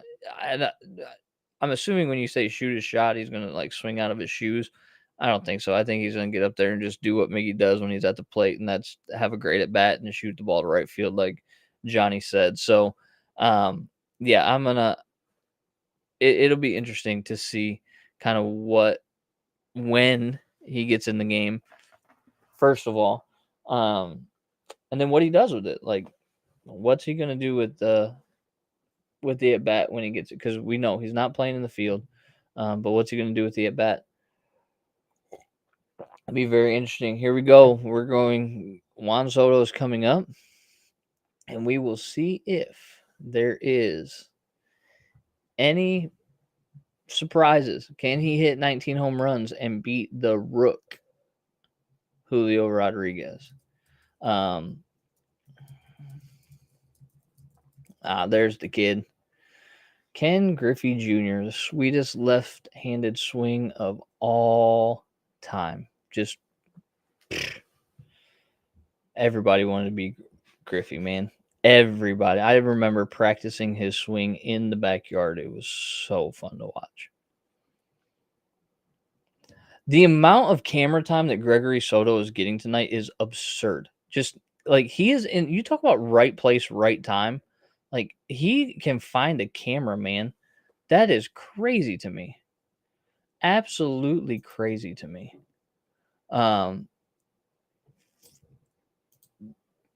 There he is again. Look at this. He just, you know what? He knows who to stand by. That's the thing, right? Lose yourself. That is what you're talking about, Charles. Just reference Eminem. If you had one shot, one opportunity to seize everything you ever wanted. Yeah, I got you. I know what you're saying, but I doubt a hit in the All-Star game is everything he's ever wanted. He wants another World Series. It's been a long time. 2003? Is that right?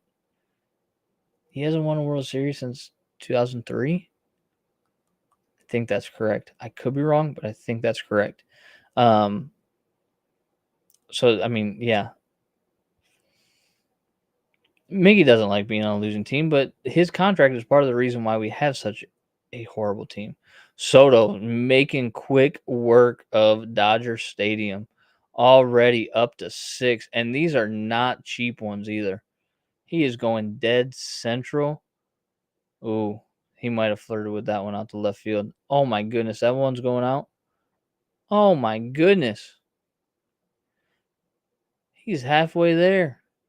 30 seconds. 30 seconds.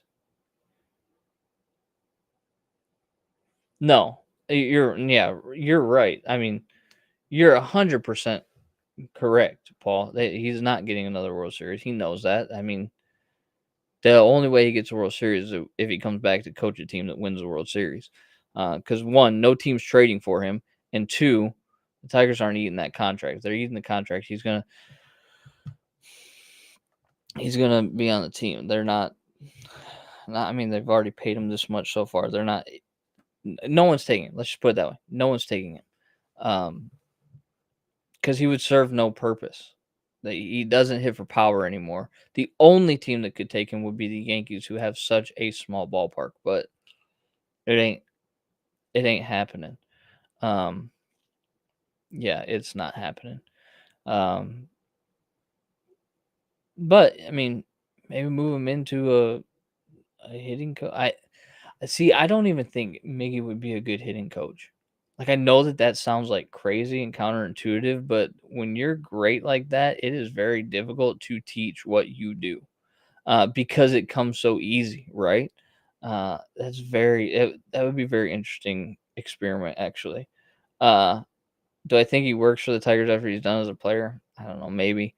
I If you were Miggy, would you? I don't know. Like, I don't think I would. I don't know. It just depends, right? It's not very often you see superstars in baseball come back. I don't know. The Barry Sanders conundrum. The walls in Comerica Park need to be brought in. Yeah, or we need to build a team for the park that we play in. That's more or less what I think, right? Like, we need to get guys that profile to hitting line drives. Now, I'm not talking about power. I'm not talking about home runs. This is going to sound like the most absurd statement I've ever made, and the most obvious because of how great he is. But someone like Aaron Judge is nearly the prototypical hitter that you want in Comerica Park. And I'm not talking about home runs. I'm talking about a guy who hits the ball hard to the gaps. Yes, he hits monster home runs, but the majority of his home runs that he hits, specifically to right field in Yankee Stadium, are line drive missiles. Would his home run numbers go down in Comerica Park? There's a potential for that, but his double and triple numbers would probably go up because he's hitting that right center field gap all the time. When we talk about profiles and hitters at Comerica Park, it's not necessarily the walls. It's building a team to fit the ballpark you have. And I mean, that's why Miggy has been so successful. Has his home run numbers suffered? Yes, they have suffered a little bit because of how big that park is. But it's if you build a team for it, it could be a great park for you. Yeah, I think Miggy takes his money and he's done. Like, it's very hard for guys like him to come back and coach. Look at all the coaches around the league right now, the managers and things like that. They were not spectacular baseball players, talent-wise.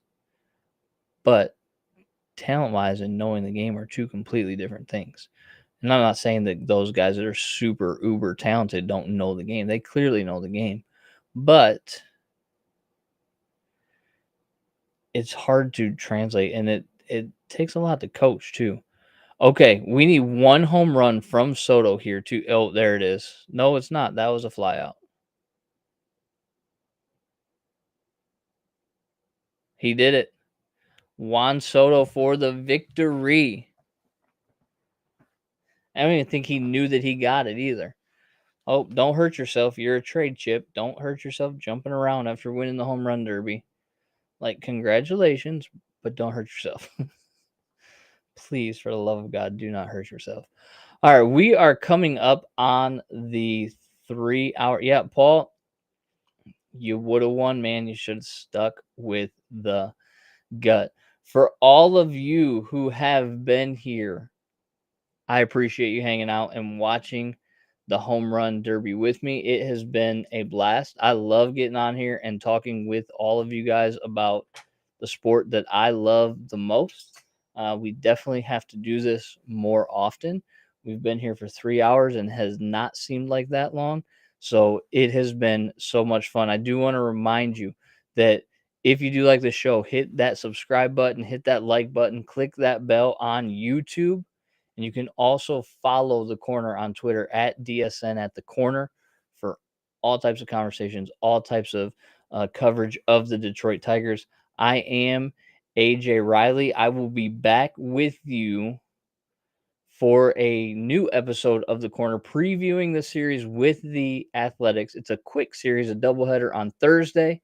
So there will be a show out Thursday before that doubleheader kicks off, and then there'll be a second episode of the corner coming out on Saturday this week as the Tigers head into their next series after the Athletics. I appreciate every single one of you guys that have been around. Johnny, Paul, Charles, we've had a lot of good conversations in here tonight. I thank you so much for that. Don't forget to check out the Corner on YouTube. Make sure you subscribe over there and continue to follow Detroit Sports Nation for every single bit of Detroit sports news coverage, because we cover everything. I will see you for our next episode of The Corner on Thursday. And until then, as always, go Tigers.